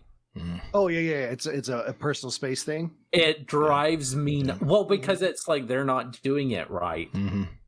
And then I'm trying to backseat cook, and I'm like, even if I've asked them to cook that particular dish, and I'm like, because I'm a decent cook. Like, I like cooking. Mm-hmm. I enjoy cooking food, but I'm very particular about it. And Lindsay has a habit of being like, oh, this ingredient is close enough. Like, it asks for baking powder, but I'm just going to put baking soda in it. And I'm like, no. They're not the same thing. That's not. It's got baking in the name. Don't do that. And she's like, no, it'll be fine. And then you're like, okay. But yeah. So our Thanksgiving was great. It was just the two of us and our new kitten who we had with us. And we set up TV dinner trays and ate Thanksgiving dinner while we watched, I believe we watched Hawkeye. Oh, I haven't seen it yet. Yeah, I haven't watched can't it wait. either. I can't wait. It's got a slow burn starting off with. Okay. Oh, yeah. So the first couple of episodes are good, but it's kind of got that slow burn, and it gives me very much Home Alone vibes. Interesting. That's not what I expected. I didn't expect to hear that either. Huh. All right. Well, Mr. Fudd, how was your Thanksgiving? Yeah. Oh, hey. No, I don't care. So anyway, moving on. Oh no! Don't we hurt his feelings? I love you. Come on, Mr. Fudd. Come on. I want to hear. I mean, Sorry, Russell may not. Self-confidence on the floor. Russell may not. I want to hear how your Thanksgiving went, man. Russ, you can take your headset off. It's okay. Okay. Thanks. Anyway, I hate Russell. I think he smells awful. He's the worst friend I've ever had in my life. I just hate his. My Thanksgiving. Just as I thought. Damn it! He's onto me. No, so we had kind of the same thing where last year, we didn't have a lot of people, and so this year it was really, we didn't have all of Lisa's family, which is a big family. Yeah. So we had, a few of them with all their kids. We had my dad and my siblings came over. We had Tegan, who you met at my birthday, Russ, and her daughter came over. Oh, yeah. And so it was just kind of like, it was a really good, like, just legit family and friends thing, Mm-hmm. Super good spread. My wife got this new recipe for a turkey, which is legitly the best turkey I've ever had in my life. She's not in chat right now, so like I'm saying that out of my own free will. We can't see it, but she's holding a gun to his head just off screen. True, right? No, I saw. It's like the knife with Dr. Disrespect. The knife over the over the neck there. Yeah. I'm not a big turkey guy. Like if I do ham for everything. Ham is just better than can't beat ham, man. Yeah. So, but this is like legitly the first time I had turkey, and I was like, "This is dope." Mm-hmm. It was really good.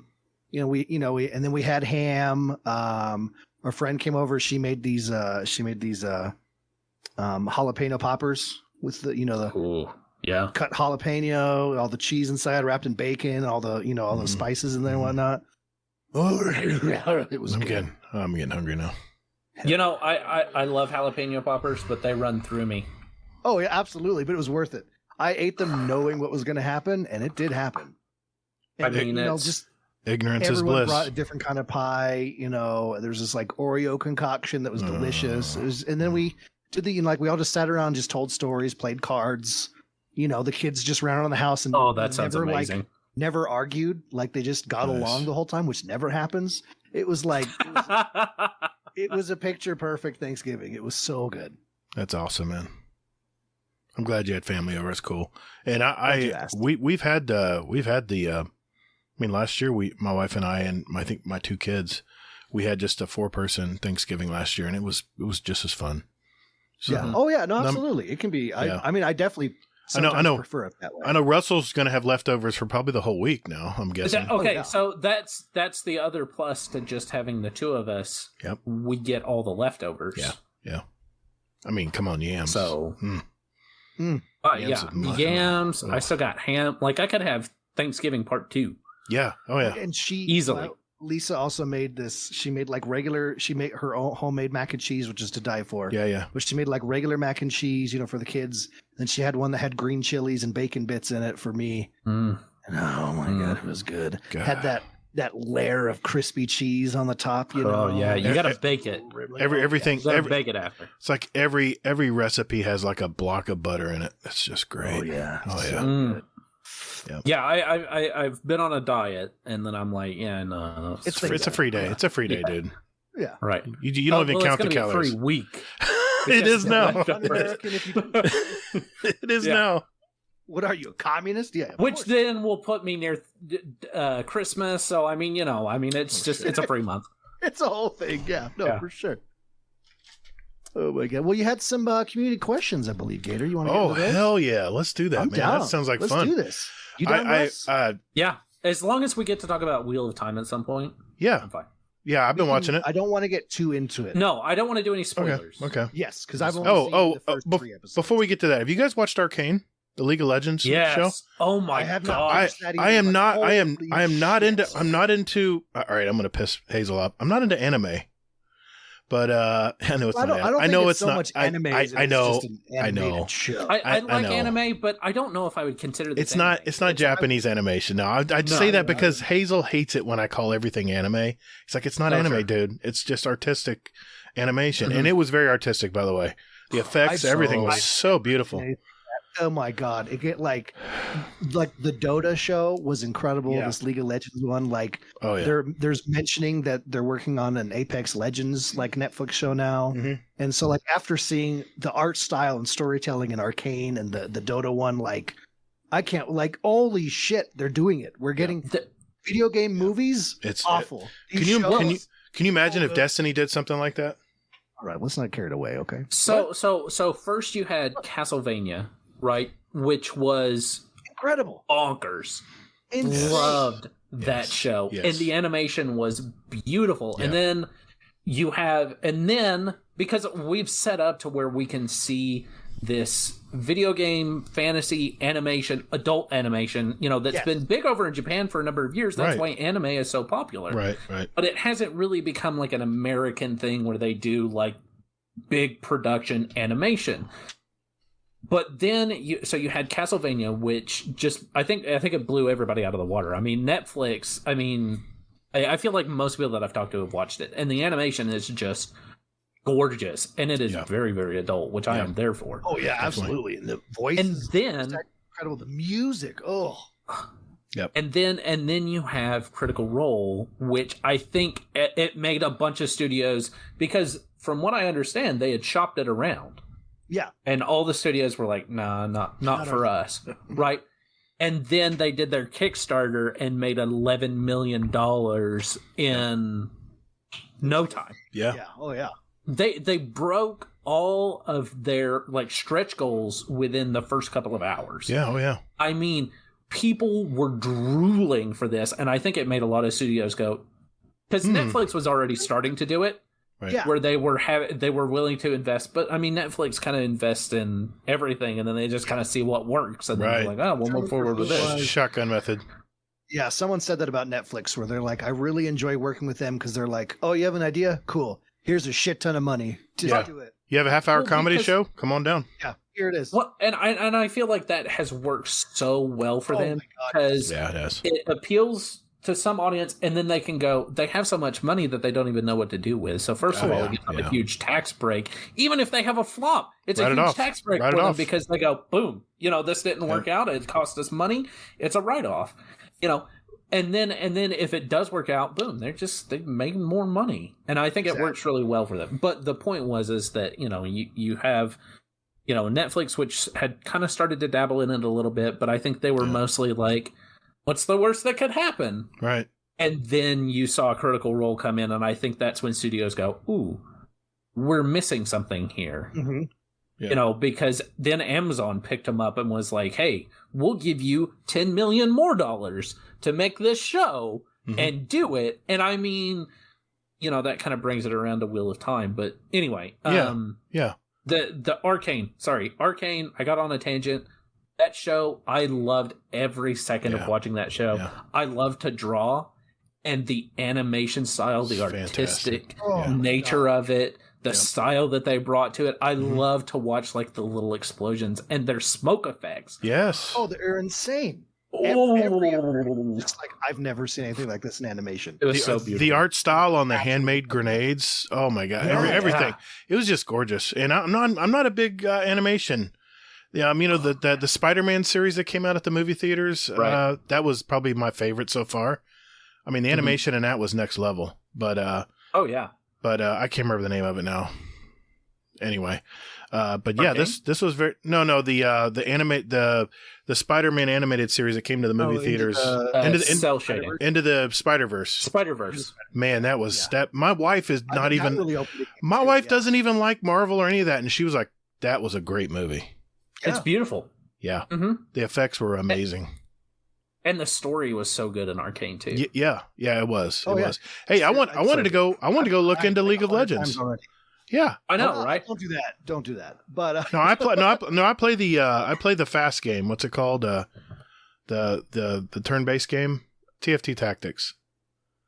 Team. It's I've never even heard of that. team TF. team fighter Team tactics. 4-star? Team Fortress. No. Oh, Team Fight Tactics. Okay. Team Fight Tactics. Yeah, I was learning how to play it, and then Destiny released another DLC, and it was that. So yeah, I just played Destiny. Oh, Team Fight I think Tactics. Team Fight Oh, Tactics. yeah. Yeah, it's very Okay. fast paced. Yeah. You have powers and supers and stuff like that. Yeah, it's a lot of fun. It's like a chessboard. It's a lot of fun. I could get down for that. There was a game. So I normally don't like turn-based stuff, but one of the ones that I do like is like stuff like that, where it's kind of like a chessboard, like a Banner Saga is kind of what it reminds me of, where you have a grid laid out, you have a couple of characters, they're trying to accomplish a specific goal against this Right. other group. Right. So All right. I like that kind of style. So Team Fight. Tactics. TFT. Team Fight Tactics. Yep.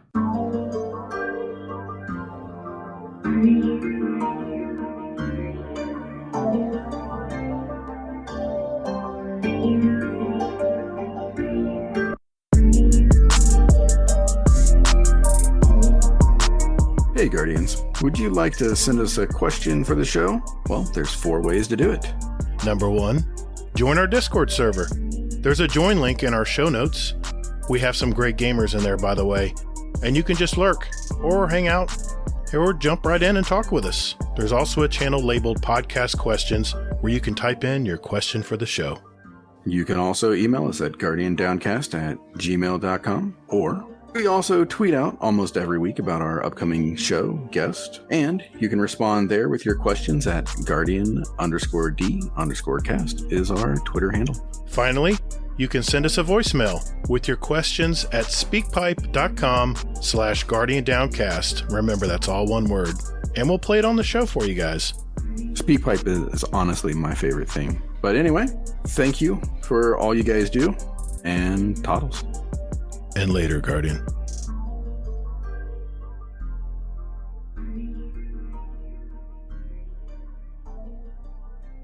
Any You questions? Slide your finger down like Yeah, this. I've got some questions here. First one is from Uncle Scumdeath. Hell yeah. Question for the show: if GDC and JSG had a Royal Rumble wrestling match, who would be the last man standing? And also, what would your wrestling names be? I love both shows equally. What do you think, Russ? Who'd be the last man standing if... I don't know who the last man standing would be, because I'm pretty sure I would immediately be on my knees giving everybody an effervescent rustle. That's true. Oh. And if you gave them well enough, we'd all end up on just falling over. This is true. The last man standing. This is true. I mean, that's my strategy. All right. Mhm. Oh, interesting. Okay. What do you think, Gatr? I think Hazel would probably be last man standing, because he'd be in the corner making fun of everybody Jerking what it. they're doing wrong. He'd probably be Yeah. sitting there, telling everybody what they're doing wrong. You're like, you're doing it wrong, man. Yes, I don't know.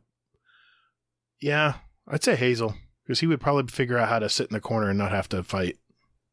But Not to eventually he'd wrestle. have to fight. Well, that's true.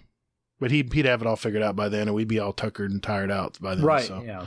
he would just. We'd be all in there doing it. Yeah, and he'd he'd come up. Yeah, that sounds like. And he'd sounds be all right. like, "Hey, he's not here to defend himself, so he's an easy target tonight." So. Oh, yeah. He'd he just comes up behind and clotheslines. boom. Yeah, He'd exactly. come walking that run. No, all he'd have to do is just tap whoever's left, and they'd be already fallen. So.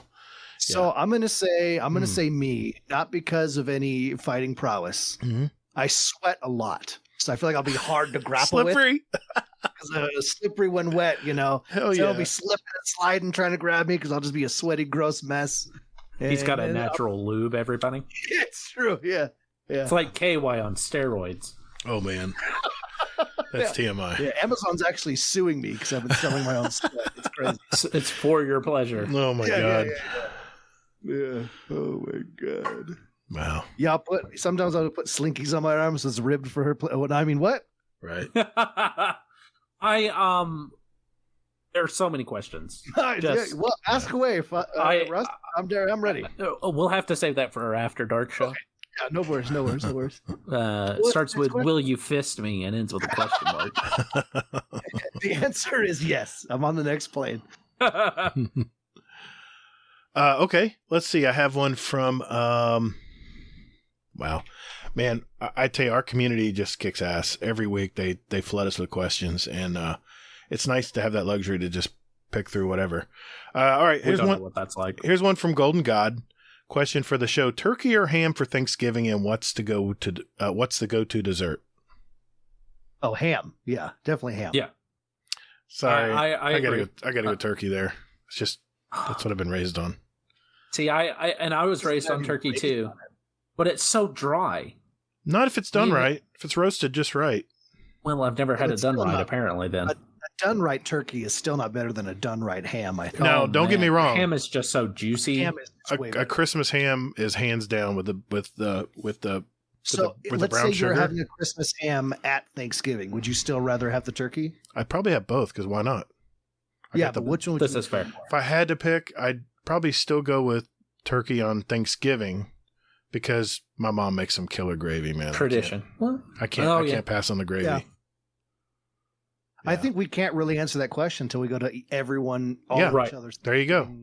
celebrations. So What's Here- we'll answer that question. the go-to dessert then? Oh, I'm a pumpkin pie guy all day, every day.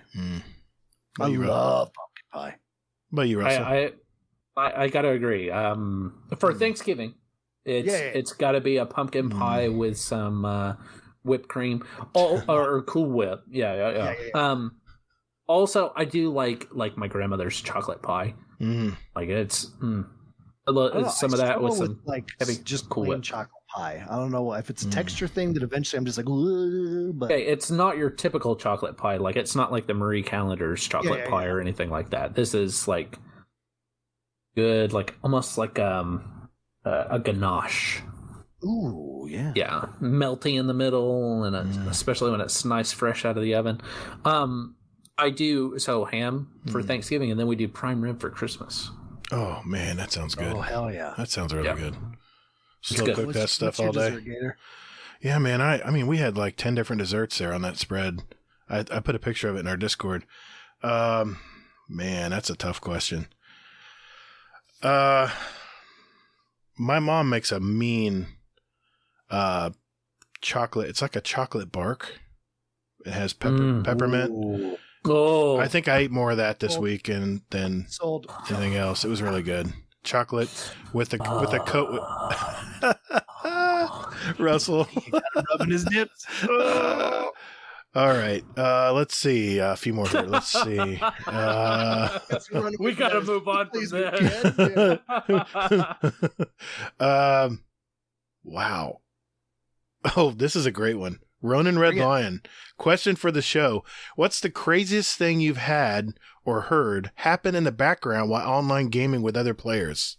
What a question. The craziest thing you've had happen to you or someone you know? Say you're playing Destiny and you're in a group and all of a sudden you hear something going on in someone's chat behind them. What's the craziest thing you've heard? Oh, I've definitely heard people doing it. 100%. Yeah. Really? Oh my God. Little Thought they were BJ muted, action? Not muted. Little sounds going in the background. Yeah. I had a player that his wife was giving him a BJ. Yeah. While he was playing, because he got real quiet and he started moaning. I'm like, dude, mute your damn mic. I don't want to hear that. Seriously. You're not hiding it. You're not as slick as you think. I've heard a lot of shit, man. I'm curious, Russell, do you have an answer? Okay, I guess it's not the craziest thing. It was, so I'm playing Call of Duty, like, because I honestly, unless it's with people that I know, I usually don't have my headset on. Right. And I Mute usually don't all. have my, yeah. Gotcha. But I was playing Call of Duty and I'd forgotten to mute all before the match. This was way back in the day. This was like, I don't know, 7, 8 years ago, 9. And I'm sitting there playing, and I, at the time, was not very good at Call of Duty. And so there were these 2 guys that were chatting over the channel, and they were on my team, but they were trashing me. And they were like, and one guy was like, "Hey man, don't be so mean. He's probably just like a 12-year-old kid." Oh man. And I'm like 20 something, and I'm like, just shut up. Just screw all you guys. like, and it wasn't even like I had a mic that I could have turned on and been like, "Hey, shut your mouth." Yeah. It was more like I just had to sit there quietly and take it as they just were just trashing me. And I mean, just malicious. Just, man, this guy is the worst. Did you see him throw that grenade? He didn't even get anywhere near that guy. And I mean, just trashing me. And then worse, I had like 1 kill and then like 16 deaths. So it was like, so I knew I was being trashy, but at the same time, they were just hammering me. And I was like, I'm never playing this again. Hey, we've all played Call of Duty back in the day. We've all gotten trash talked. Oh my God. I went so it was rough. I was doing a raid one time. This is Destiny 1. I was playing with not people I normally game with. It wasn't an LFG, but it was loose friends, you know, those are the ones that fill in at the last second. Yeah. And husband was playing. He was probably in his 30s. And the wife came in and go, "Are you playing that shit again?" And they got into it. I mean, I swear I heard some swings. And his mic was like, you could hear it was getting thrown around and it was thrashing. And it was a little uncomfortable. Oh, yeah. I don't even know. I can't remember if he came back to the game or not. But we never saw him again. Yeah, it was a little weird.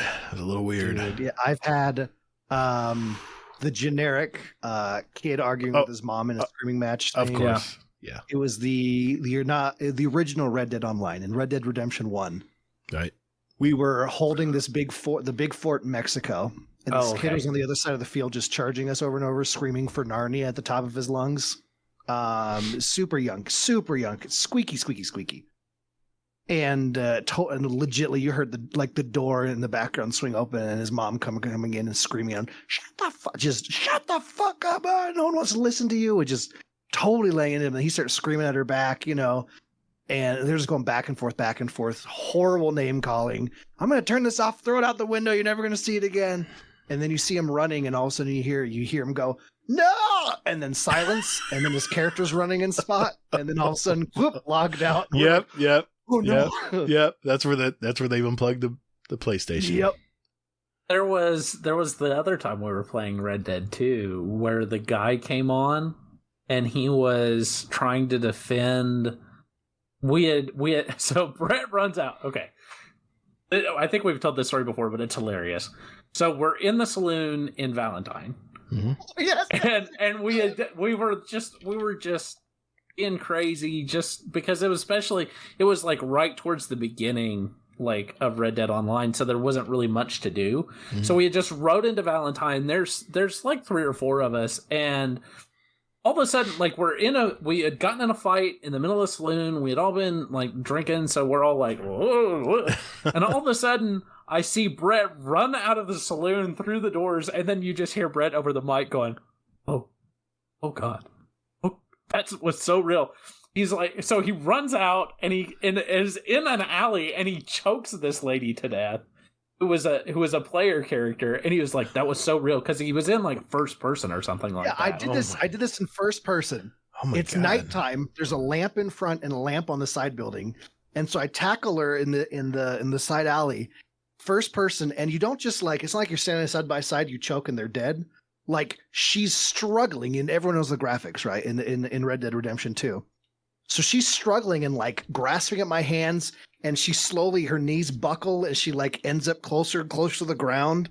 and you're literally watching the life like leave her face with like shadows on half of it and some light on the other. There's like blood on her face. I'm like, oh my God, someone make it stop. Oh, it was, I still have. And then he made it stop.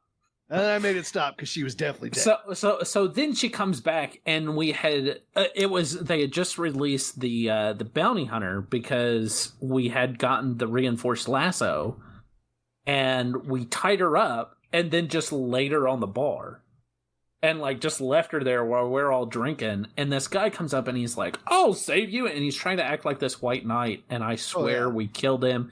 He finally pulls out like some dynamite arrows and starts firing, and then it just became this whole thing. But he was very much playing up this white knight, but then also trying to like, he didn't know this girl, but he's like trying to chat her up and be like, "Hey, I just saved you. Don't I deserve something?" And we're like, what is happening? He wrote out, you stand in the middle of the street in front of the bar. "Hey, you in the saloon, bring the girl out." No one knows. Oh, yeah. Oh, my God. Yeah.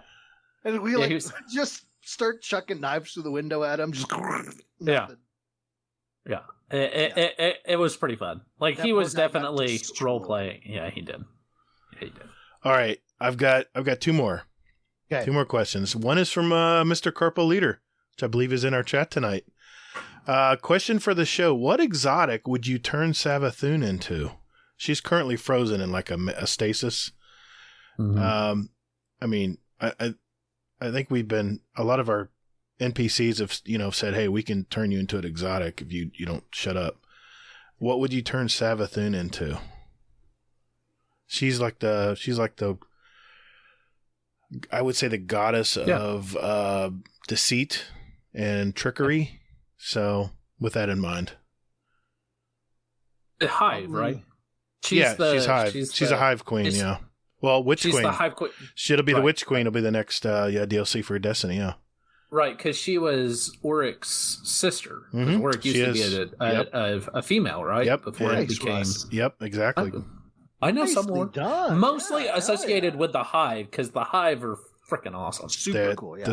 The story is awesome about the Hive. Yeah, where they came from. Yeah. What exotic would you turn I'd make her an exotic codpiece. Oh, are we talking the armament or what it would do? Whatever you want to turn her into. Okay. It could be an exotic piece of armor. It could be exotic anything. Exotic. It'd be gun? exotic codpiece, and it would deceive people into thinking what's underneath it's a lot bigger than it is. Oh, nice! I like that. I think it would be cool if she were. I'm going to say boots. Okay. Because that would be kind of cool. Okay. And you could, boots with the fur. Okay. And then the whole club would be looking at me instead of her. So the Taken, like they have that nether realm kind of rift that they can create and then jump out of. Mm-hmm. So it would be cool if you could like teleport through rifts, like as a special or like a something that's on a cooldown that would allow you to because that would play in with the deceit kind of thing. Yeah. Where you could kind of teleport around and then, do whatever. I think that would be cool. Okay. I'm not very creative here. I'll say a grenade launcher. And before you shoot the grenade launcher, a mouth opens up of some teeth and it starts talking to the person before you kill him and talks about how, starts trash talking him in game. Nice. And they start rethinking their life, and then boom, you hit them with a grenade and they're dead. That'd go perfect with just gives them pause. Yeah, it gives them pause, exactly. Yeah. They're going to stop and stare at your codpiece, so that's pause. I stare at Elmer's codpiece all the time. I do too. All the time. I do too. It's invisible. I mean, there's nothing there. I know, but it's true. I'm like it's a Ken doll. You know it's there. I meant the cod piece. Oh, right. Of course. Not the cod that the piece is protected. Underneath, it's so crazy big. You can't even imagine it. What about gauntlets that you could like raise a wraith of the person that you've just killed? Oh, cool. Okay. And they just kind of become a turret that kind of follows you along. Oh, I like that. Like a shrieker or something that. Yeah. You kill somebody and it raises, and then it just like creates like a little shrieker turret. How about those things that the shriekers in Harry Potter, the ones that would steal your soul? That'd be the cool. Dementors. The yeah. Mentors. yeah. Hell yeah, that would be cool. Have one on your shoulder? The other exotic I would do Mhm. is she'd be a key, right? So that I could open the vault and then do the Leviathan again. There you go. Perfect answer. That was the ship, right? It Yeah. was a There's fantastic like raid. 8 raids inside that It's you a can't do great- anymore. It was a great. That I never got to do any of those. What? We did the May I Leviathan point with out. you like 7 times. Mm-mm. Oh, the Leviathan. Yeah. There was a Leviathan raid, and then there's 2 separate layers. There were like shorter raids. It was. We did the cool. first layer, Russ. Yeah. We did the first layer. We started the second one. I was thinking the ship from the Taken King. Oh, Dreadnought. Yeah, Oh, yeah, yeah, yeah, Dreadnought. yeah. Gotcha. No. The Leviathan. Yeah, we did the Leviathan, and then I think we started the one where you go down to like an. Oh no, we got to like the big massive Hydra. That's in the that's like it one. was the second raid one. layer. Yeah. We got to the Hydra, and then I think we couldn't. We usually did it so late, and usually Yeah. people were working, so people were like Yeah. falling asleep. Right. And we were Then- running with Sin, and he was working super early at the time. Probably. Yeah. And so we'd be able to try like twice, and Makes then we had to sense. stop. Yeah. Well, and then there was also like occasionally there was a guy who came with us who was not great and really slowed things down and kept doing things that we told him, "Hey, you need to stay here and do this thing." Kingsley We're says, "I still blame talking Sin." about Sin. Not that he was helping So much, that was anyways. during- This is a fun story for anyone that listens to all those shows. Sin, Sin and King. We got a Sin and Kingsley war going on in here. That was during. If anyone, this is old school Destiny 2, right? Yeah, Like, those of you who listen to those shows have no idea here. There was a period of time when that raid layer came out. Sin was trying so hard to get that clear. He was streaming every day. Everyone he knew was getting that clear, and for some reason, his group could just never do it. Oh. And it got to the point. I think it was one of the nights we were with him. He got so mad that it just wasn't, not at us, just that it wouldn't happen. He was raging for like 3 days in a row, and then finally got the clear, and it was one of the greatest moments in Destiny. But yeah, I still remember him just being like, "What the hell? I'm trying. Everyone I know's got this clear. What the fuck?" That Oh, it sounds was about so glorious. That sounds about right. Oh Well, the my God, worst- it was so the- good. The worst part of that entire raid for me was the freaking the thing with the lights and the holes in the ground, and you had to run around in the circle. What is that called? The Really gauntlet. The track. You had to run around the track, and you Oh, had and the orbs and actual Leviathan. Yeah. Yeah. whatever that thing is. Forget what it's called. Yeah. That was the one that I feel like we always got stuck on that one for whatever reason. We always Mostly got- because I was terrible at it. No, the gardens is where pleasure gardens is where we usually got stuck at. That was Whenever always the we best. did it, we never got stuck in the gardens. We always got through that one. Oh, I It guess was you're the right. freaking running around the thing. Oh, the gauntlet. Yeah. Because you guys I had love done. Gauntlet. Oh, the arrows. You had to shoot the Well, arrows. that's the fun thing because Yeah, yeah. we're this is OG players right here, right? Yeah. So we were doing Gauntlet when no one had really figured out the Oh, strategy. really? So you'd get into a group with people and everyone had a different strategy. So you'd spend half an hour Yeah. figuring out which one you were going to do. Yeah. And then one wouldn't work. So you'd have to sit there and explain a whole nother strategy. Oh, this is like remember. the first couple weeks that raid came out, man. This is old school Destiny too. Yep. I ran Leviathan 30 times, 40 times maybe. Oh yeah, dude. It was one of my I favorite think I got raids. through it twice. It's a fun. It's one of my favorites. Oh, That was a good it's one. my absolute favorite. Yeah. My first Leviathan clear, I was sitting on an air mattress in my grandma's house in another state. I'd brought my little computer monitor and it was sitting on top of the PS4, and everyone was around me, like just having a family reunion. And I was sitting there on an air mattress in the corner, and I got my first Leviathan clear. And I'll never forget that. That was a great moment. I'm telling you, raids are We were big impressions with raids. Yeah, I had. It was one of those I could not get it down, and that was when I discovered 100.io. So we're literally like shopping for groceries at like some local grocery store on the corner, and I'm on the phone on 100.io trying to find a group later that night and sign up with all these random guys, and we go in there and just wham, destroy this place. Yeah, so cool. I remember exactly what I can picture the store when I signed up for it. And you know how those memories just stick with you, and it's super crazy how the brain It works. is. But It is. yeah, I That remember was the before IO they. Go ahead. Yeah, so I just remember the exactly where I was in the store, how it looked, how it smelled. Like I think of the Leviathan and I can smell that grocery store. Like it's just so cool how memories work. That was before they nerfed the range on the auto rifles. Still bitter about that. Yeah. Remember the auto rifle meta there, Gatr, when the game first launched? Yeah. Oh yeah, you could snipe with auto rifles. Those are good days. Man. The 450s were the precisions. Yeah. Oh, brutal, dude. Oh yeah. I still have a ton of kills on that rifle. I had it specced out beautifully. I mean, that was when I was playing every day. Oh, yeah. Every day for hours and hours and hours. Yep. It's true. All right, I'll finish up one more here, and then I'll let you guys take back over the show here. So many good questions. All right, I'm gonna go with this one. This is from Golden God again. Question for the show. I just had to clean the lower bay at my job. There was oil everywhere. Like they didn't even try to hit the drain pan. And just leave it there and not bother to clean it up. What's the worst mess you've had to clean up due to a coworker or other people? Oof. Man, this brings back memories. What's the worst mess I've had to clean up? From your coworkers or other people at your job. Probably one time there's this mess where I had asked for the day off of work and then Russell... Oh, shut your face. Wow. Oh, shit. That's fair. It's fair. That's harsh. I was talking about... That was one of my interview questions. Somebody was really? like, hey, have you ever done this? And I was like, hey, let me tell you about this story that I learned never to call in sick because you screw your friends over. And dude, seriously, to this day, like if I'm horribly sick, that's what I think of. It was a lesson for both. I go, I can't call off. It'll screw people off at work. Mm-hmm. Yeah, my wife. Worst mess. Yeah.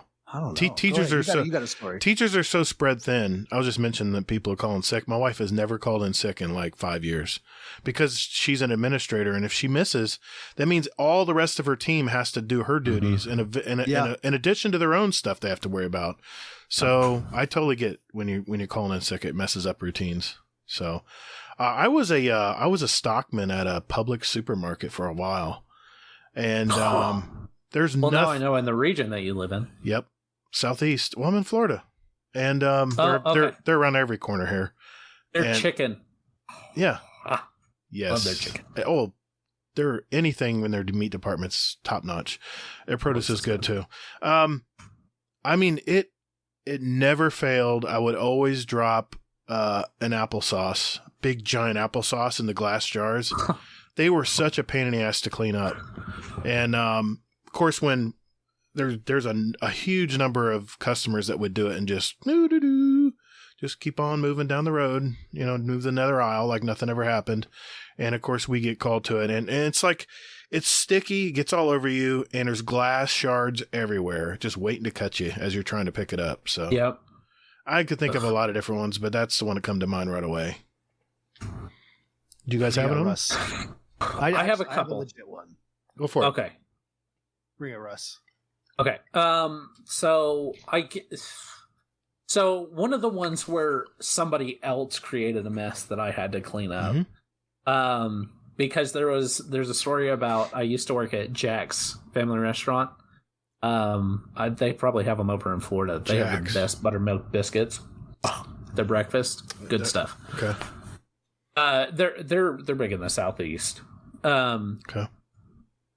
Anyway, there was a story that I have where it flooded. The sewers backed up and everything, and then we had to come in the next day and clean it so that we could open the next day after that. It was miserable. It's the worst. But a story about somebody else who I had to clean up the mess after. I was a security guard.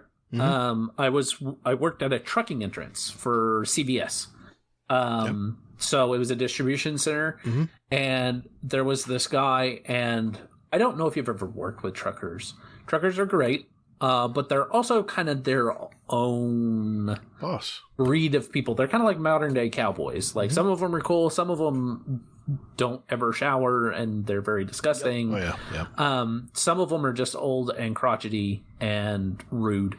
There was this guy, and he was like, he was on a schedule. He was running behind on his schedule. I have a schedule that I have to keep. You can only go on certain doors at certain times. And so I'm like, hey, you're not scheduled. You are first come, first serve, meaning you're kind of in the back of the line at the moment. And he was like, well, I need to pull up here and turn around then. Or he was like, well, can I pull into the yard and sleep? And I'm like, no, you can't pull into the yard and sleep. You're going to back everything up. You need to pull in, and if you're going to leave, you need to turn around and go. Mm-hmm. Okay. And so I'm like, all right, you're gonna pull up here, then just wait for a minute. Mm-hmm. Okay. So he pulls up, he pulls through the stop sign. He had his doors open on the back of his truck. Oh, God. So they caught on the gate, and he pulled the gate up and around in an L.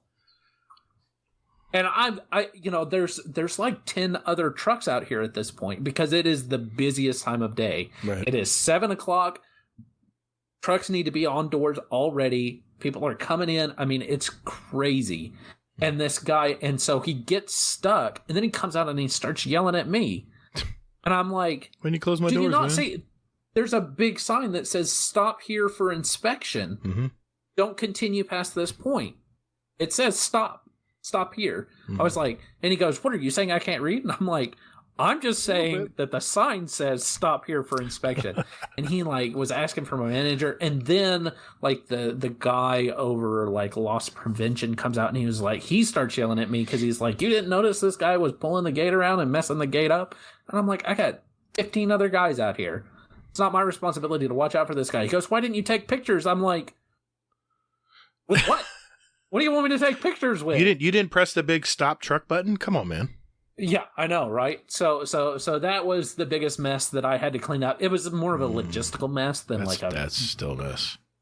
Because then that gate was broken for weeks. Yep. And it's a major security checkpoint. Mm-hmm. I think that tops all ours.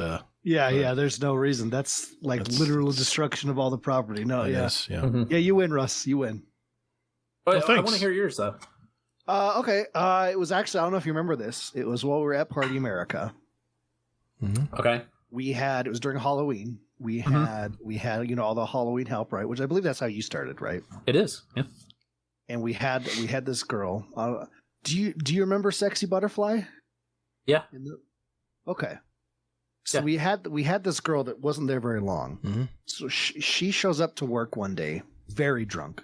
Oh no! And we were only allowed to dress up for Halloween like the week of. So it's like the week before. She pulls in the parking lot, falls out of her car.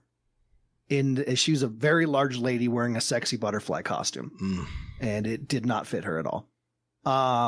So she comes like strolling into work, reeking of booze. So they tell her she has to leave, and she has to use the bathroom beforehand. Uh-oh. So she uses the bathroom and then leaves, and it was disgusting.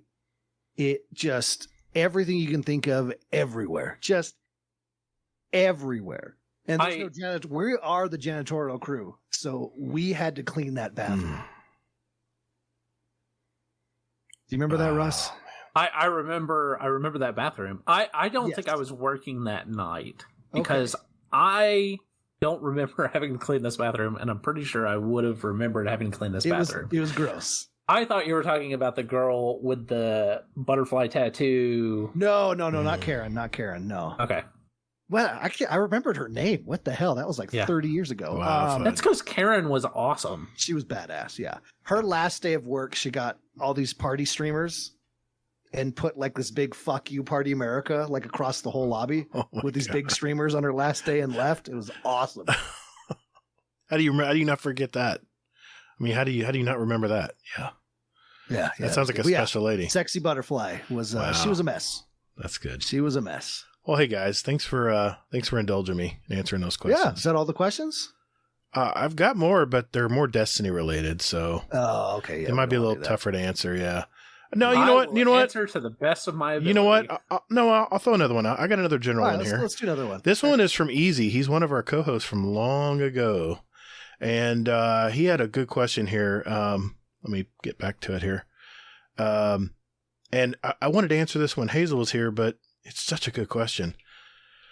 Sorry, Hazel. Sucks to be you. Don't be sick. You know what? I'll throw this out because Arisen Phoenix Arisen Penis is his name in our Discord. Question for the show: pickled food or any kind of death? No. Pickled food of any kind or death. That's his question. I mean, I like pickles. Pickled food? I think I would rather have pickled food. I mean, like, I haven't tried a lot of pickled things. I've tried a few. What pickled things are there? Like pickled pig's feet? Pickled beets? Pickled everything, yeah. Okay. All right. Anything that can absorb liquid can be brined. Yeah, exactly. Okay. Pickled cucumber, I mean, yeah. Pickled cucumber. No. Okay. It's you could do that. So is he saying that everything that you have to eat is pickled? In which case, it was very general. So let's assume that. If I'm answering it as I have to eat something that is pickled or die, I'm going to eat something that's pickled. But if it's everything I eat for the rest of my life, you might die because of you might die anyway. Then I'm going to just die. Yeah, I'll just die. Too much sodium. I think because I would get very tired of it very quickly. Oh, man. Yeah, I'll just die. And I would miss a lot of things. And could you imagine everything that you eat is pickled? I mean, your mouth would just be one big canker sore. That's hot, dude. You've said some sexual things over the years. I think that tops it. I mean, it's kind of like screwing an eye socket. Which I've done. Good time. Wow. Yeah. Wow. Kingsley said he may have written that. Right. Yeah. You're probably correct there, Kingsley. That's very true. He probably did write that while he was intoxicated. I think you're onto something, Kingsley. Yeah. All right. I definitely don't have a picture of him passed out drunk on stream. So. Oh, man. He's a trip, man. I love Risen Phoenix. He is hilarious. Bring on your chest. Kevin Conroy. He started the whole thing. Did he really? Oh, yeah. He's got a good imagination. I'll finish with this one. It's from Easy. Okay. Question for the show. What is your favorite piece of media that was released the year you were born? All right, think about it. It's a deep question. Ooh. It's a deep question. Now we all got to age ourselves. Well, I don't care. Everyone knows I'm old. Yours was the Gettysburg Address, right, Gatr? Yeah, exactly. There, asked and answered. Favorite piece of media? I guess this could be like anything you've watched on TV or a news story. It could be a music. It could be any media. So everyone's Googling their birthday. Exactly. Is it the day that you were born or the year? No, the year. The year. Okay. Yeah. And just for shits and giggles, I'm going to do the same thing. Let's see. Oh. Just a lot of good stuff came out of that year. Yeah. Mine, not so much. Oh, this is a really tough one. I know. That's why I wanted to end on it. Yeah. You know, Brett and I are born in the same year, so. Yeah. True. This isn't my favorite, but Martin Luther King was assassinated the year I was born. That'll give you an indication when I was born. Intel Corporation was created. My favorite, I'll go ahead and go. My favorite media is Scooby-Doo. Scooby-Doo was my favorite cartoon of all time, and it came out the year I was born. I believe it was, yeah. That's pretty cool. Yeah. I think I'm gonna go with Total Recall. Oh. Yeah. The old Arnold Schwarzenegger. Oh, I remember that one. Yeah. I remember that one. Which is crazy. I mean, it's a weird movie. Like, it is a weird movie. It's a weird movie. But it's also one of those classic movies that you're like, I'm going to watch this. And then like you get done and you're like, that was a wild ride. Like even when you know the movie and you've seen it before, you're still like, it's a great movie. It's a what classic. Was this guy on when he wrote this movie? It was entertaining. You know, hey dude, it was. Was it the 80s? It was. Late 80s, right? Trying to remember. It's Total 90. Recall. Okay. 1990. It's close. Okay. Yeah, I was I was just out of high school. Sorry. I was just out of high school. Richie slaps in chat. Gator's favorite quote he heard from when he was growing up is "The British are coming." Richie slaps. Because he's so old. God damn. Mitty, when you coming back on the show, buddy, old pal? I mean, you're what, 30, 35? Yeah, about that. 36? About Yeah, that sounds about That's what people tell me. For me, it's the Dick Tracy movie with Warren Beatty. Oh, man. Dustin Hoffman. Really? Al Pacino. Fucking I didn't know love that movie. Dustin Hoffman or Al Pacino were in that movie. Dustin Hoffman was. What were they thinking? They've got to be like, yeah. That's got to be one that was they the see big on... bad, dude. That's got to be one that they see on IMDb and they go, man, what was I thinking? That was a great fucking movie. How dare you? That is a terrible effing movie. That is a great movie. Are you kidding It is me? a terrible movie. You're an idiot, is what you are. Have you watched it lately? Yeah, I watched it last year. It's a great movie. Maybe I've just got a ton of nostalgia for it, but I fucking love that movie. First of all, it's boring. Second of all... Okay, you're wrong. Second of all, it is... They phoned it in. They're like... It's a comic book movie This is from a paycheck. 1990. They absolutely leaned into I that. know it's a comic book movie from 1990. They also did Captain America, and Which was a great nobody movie. remembers that. I do. I definitely remember. The Swamp Thing, they did too, and that was terrible. All I remember is the guy with the M&Ms on the back We're of his talking hand. about Dick Tracy, which was a Whatever. great fucking movie. Whatever. Right? It was wrong? it was definitely a new type of movie. It was unique. It was a unique movie. I would definitely remember it. Yeah, it's a great movie. I remember it too. I loved it when I was a kid. Al Pacino, God, he was great in that. He was great in that. Yeah, That Madonna chin, was man, amazing. Yes, Yeah, the exaggerated chins and facial. Yeah, they it did was do a great. good job with the crazy. style. Yeah, the costuming was great. It was- the it was soundtrack, really good. the But- theme, the Dick Tracy theme was awesome. yeah. All I remember is him being handcuffed to a pipe in a basement and the kid trying to save him. Yeah, and the kid saves him. He throws And a then- baseball through the window. Yeah. I mean, there are 1,000 things. I mean, Dick Tracy has a phone that he can talk to people on, and he's stuck They with took handcuffs. his watch. They took his watch. Well, why didn't he have a key? He's a PI. Why doesn't he have handcuffs? All the keys are the same. They searched him. There's a whole scene where they emptied everything he had on him. Maybe you don't like the movie because you're a shitty movie watcher who doesn't pay attention to scenes. Ooh. Maybe you're a Maybe you are just a terrible human being, all right? Who I announced my favorite bit of media from the year I was born. You decided to shit all over it like a terrible person. You're a terrible person. Wow. You're a terrible person. You can suck. I would if I was there right now. Come on. We're going to fight. Let's go. Where's that We are- fight? Where's that we're fight fighting meme? Where's that fight We're meme? going to sword fight. Well, you bet your ass we are. And you're going to be very disappointed. Oh, you guys. Anyway, that's my pick, I guess. Thanks for indulging, guys, on the questions. Yeah. Thanks for leave it at that. ruining our friendship, Gatr. Really appreciate Sorry, it. man. I didn't. We'll never recover from I this. didn't think it would come to that, but Well, you learn something about air quotes friends, and sometimes when you have conversations. I guess so. Yeah. Oh. So. Oof. Ooh, Oh, we have an yeah. email here Okay. from former President Barack Obama. What's he up to? Let me read this here. He says He's deemed us fuck Russell. unconstitutional. Interesting.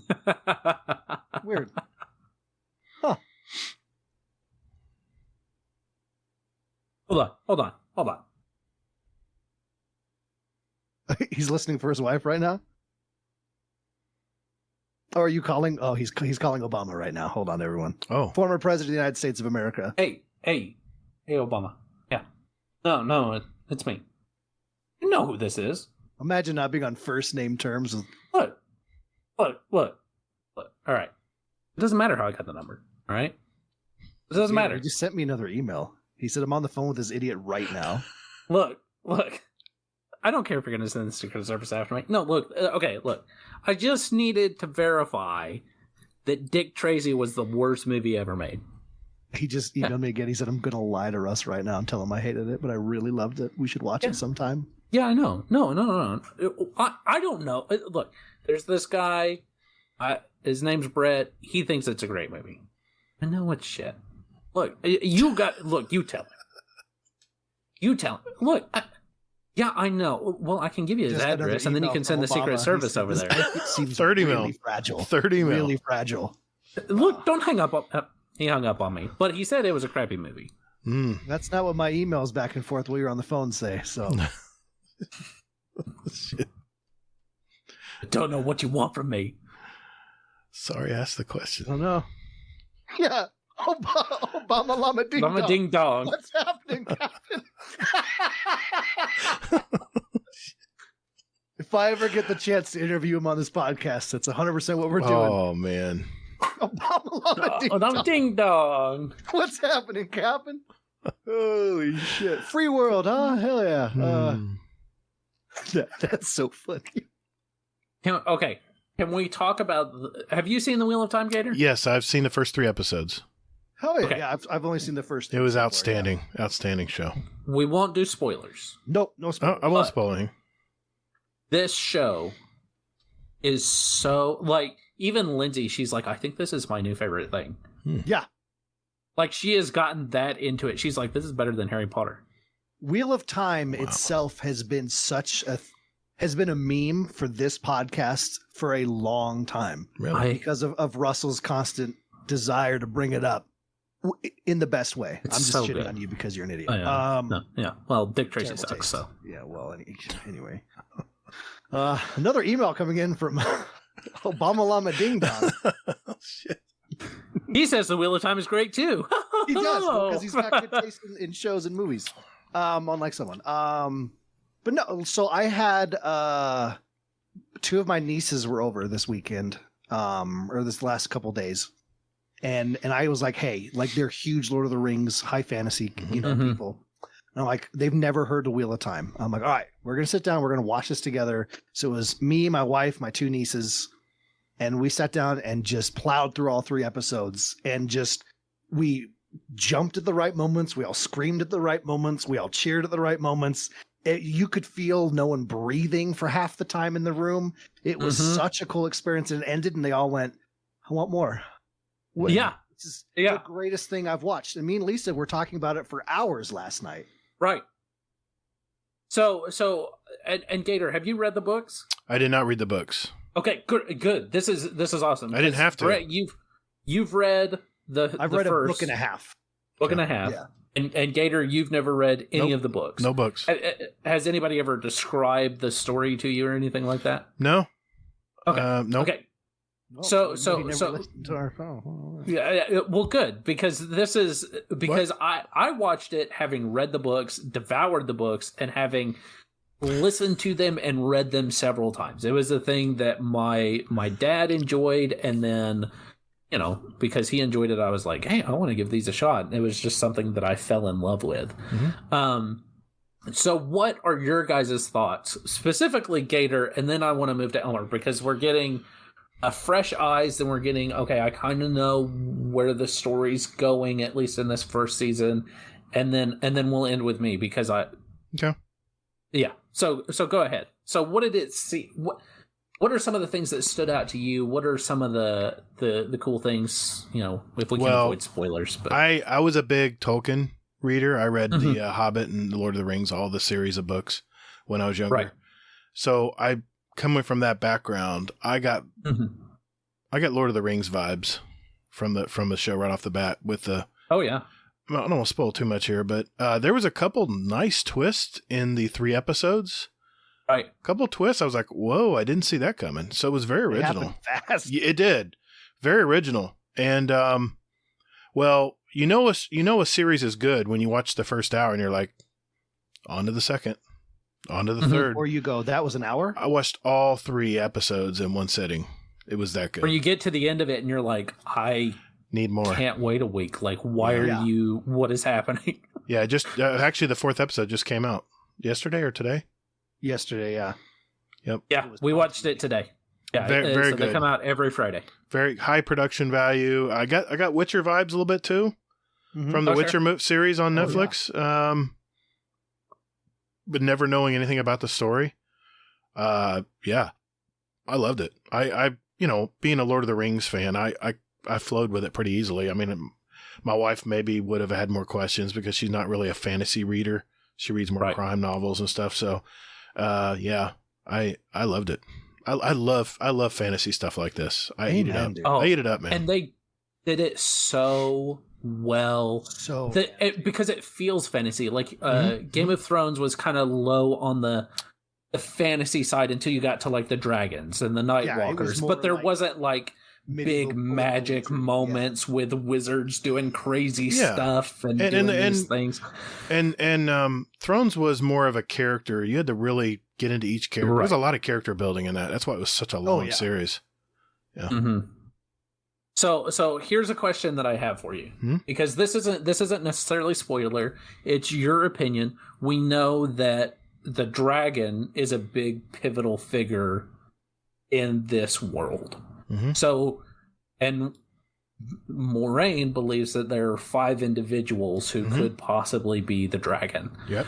So, coming from somebody who knows nothing about the books, who is your pick to who the dragon is? I'm curious about that. Who's the character that's the clean white kid that gets duped?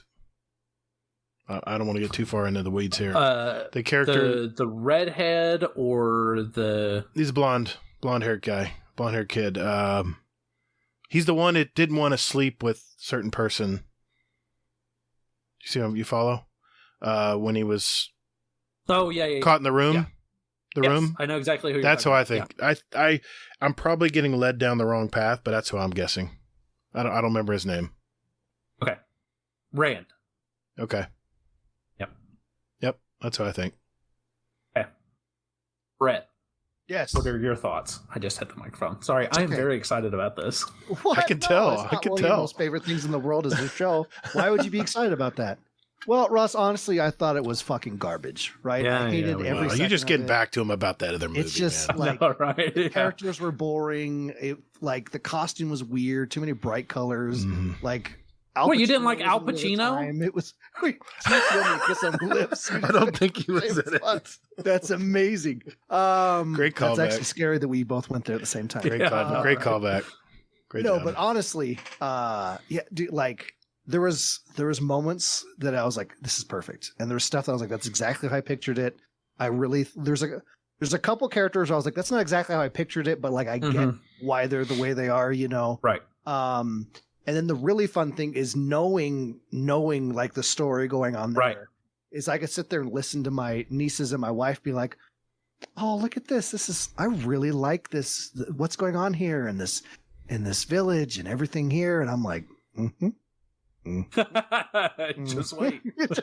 and sure enough, it happens. That twist in the first episode happened so fast. It just hit so suddenly, and I knew it was coming, and it threw me for a loop. And like the designs of all the bad creatures and stuff are perfect. Oh man, the Trollocs. The Trollocs are exactly how I pictured them. And the Murdral. Oh my gosh.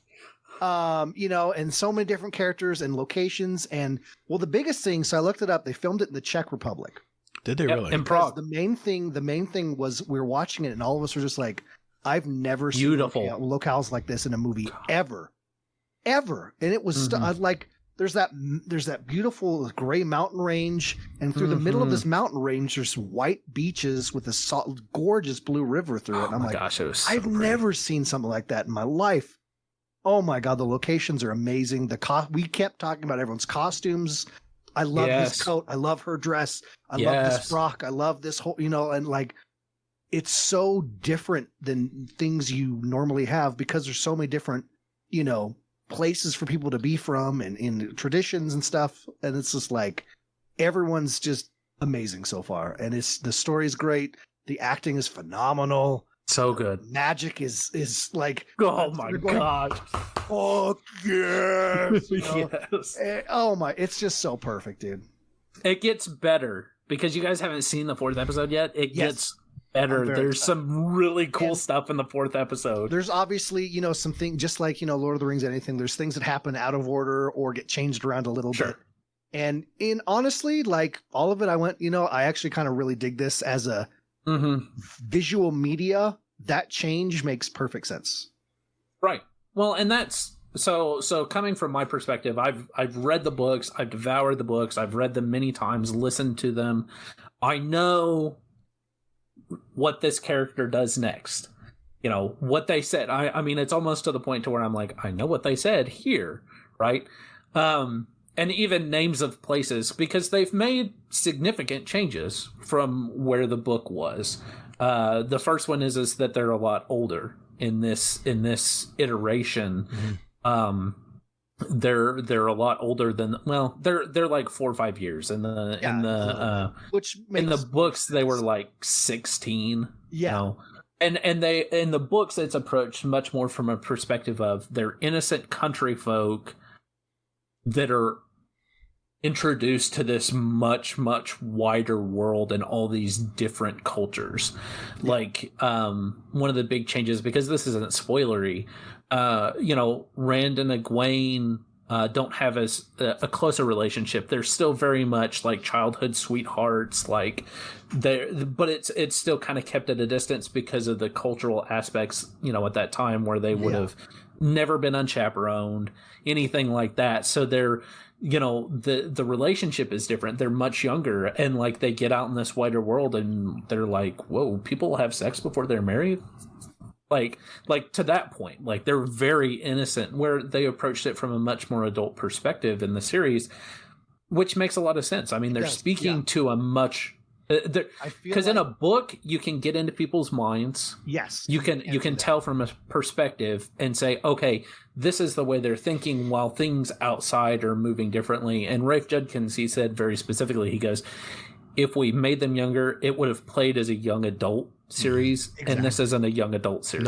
No, not at all. This is an adult series, and it is, and it works perfectly. So a lot of the changes that they made are different. Like, there are very specific things that you wouldn't have happen at a certain maturity level that have happened in this book. Specifically, because this isn't spoilery, because you find out in the first 5 minutes, Perrin is married in the series.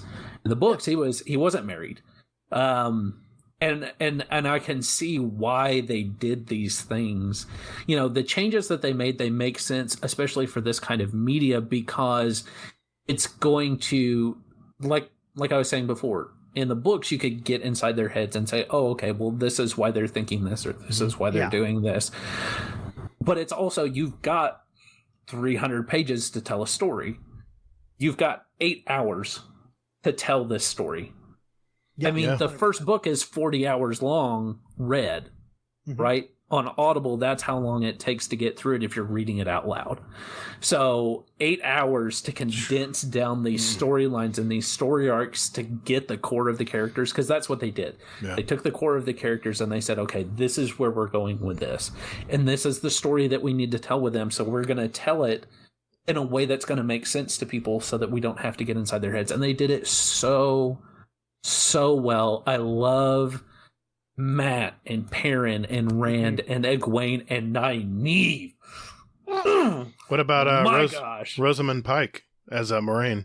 Oh my gosh! And she does a great job on it. Perfect.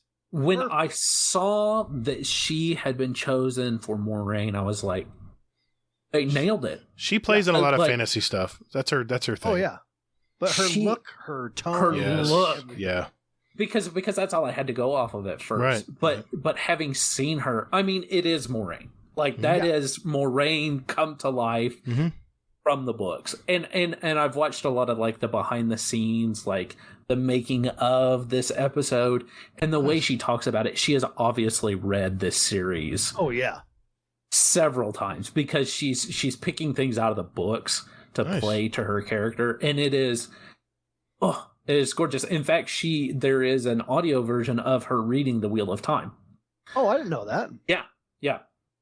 But it is just so well done. They chose the actors perfectly. There was a lot of controversy because they were like, well, they chose a lot of people of color, right? Of people of different ethnicities. Yeah. And that was a big thing for a lot of people. But even reading the books, like, there are lots of different cultures. And they've done it so really well. Mentioned, Right. It doesn't matter. Right. Aside from a few characters where they very, very specifically say, hey, he had, red hair, or he has, black hair, stuff like that. Other than that, it doesn't really matter. And I think what they did is they chose the best actor to represent, and they didn't care so much about the ethnicity. It doesn't and matter. I love that. It didn't affect the love story that at all. they were so much more, hey, we want to get the best actor who can play this. And it doesn't matter which ethnicity they are. And there's representation for everything, which there is is. like fun to watch. And we haven't even begun to scratch the surface. We've only encountered, we've been in Camelin for the majority. And in the books, I mean, we see a lot of other cultures. I'll leave it at that. There are a lot of other cultures, and they're each different. Robert Jordan wrote them each differently and very specifically differently. It was one of those things that he did really well, where it's this idea of it's a lot of different cultures and people and the way rumors travel.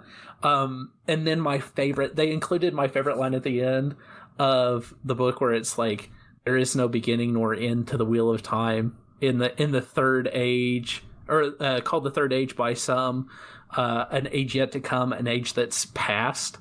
A wind rose in the mountains of mist. There's not a beginning nor an end. There was a beginning. Oh, it's because that's the way every book begins and ends in the series, is with that quote of a wind starting, and then it was neither a beginning nor an end, an age yet to come to pass. Because the reason it's called the Wheel of Time is because these iterations, these things happen and then happen again and go around and around and around. And that's the thing that made me... So I look at the Wheel of Time as not a retelling of the books, but a reiteration of the events that took place in the books. And then maybe this is the wheel has turned and come back around. So we can... It makes it easier for me. Yeah, thanks, Elmer. It makes it easier for me to deal with the changes, because I'm like, oh, these are the different, this is this age coming to pass again. And it's so cool. And the channeling is done so well. It's so perfect, dude. The sound, the audio, the visual, the movements of it, like the description. Oh, the weave, right? Because that's what they call it when you channel. It's when you're casting a spell, you're weaving that spell into existence. And the first time you see it, and the threads of light that are coming up and doing the thing, and then when you shift perspectives, like Moraine is casting something, but you're not seeing it cast because they can't channel, or males can't see the female counterparts using the one power, using what's in the book is called Sidar, right? Because there's anyway. Sorry, I could go into a whole thing. I won't. He reminds me of Nosey when we talked about the Dune episode. Nosey just knew everything I wish about you'd had that. me on for that. I'd have been the same. Really? Oh my god, fucking Dune. Yeah. Hell yeah. Dune was so good, by the way. But seriously, The Wheel of Time is very good. Go and watch it, because it is 100%. Yep. So good. And I like where they're going with the story. They've introduced little changes, but they all make sense. Like there was even in the most recent episode, it had me going, because I know the way the story goes in the books. Yeah. Oh yeah. And I'm going and I'm watching the events play out, and I'm going, what direction are they going with this? Like, where is this going to go? Are they going to go with the book? Are they going to do things a little bit different? Because there are a couple of ways that I could see it going. And they grab you right off the bat, because a lot of these stories, they have a slow burn, like you said with Hawkeye. Right. But I don't think they care with Hawkeye, because you're a Marvel fan. You're going to stick around and see how it goes. Yeah. But with a show like this, they grab you right off the first episode, and you're already wanting more right off the bat. Yeah. 100%. It was the end of that first episode was just like, all right, on to the next episode. I got to know what's going on next. And I knew as soon as they introduced the show, I was like, I know exactly where they're going to end it, because that is the perfect spot. Oh, absolutely. To end off on. Yeah. To encapsulate that in a first show and go, I got to watch the next episode. I watched all three straight through. Yeah. And it's so good. I can't wait to see. I mean, here's the thing. We're halfway through.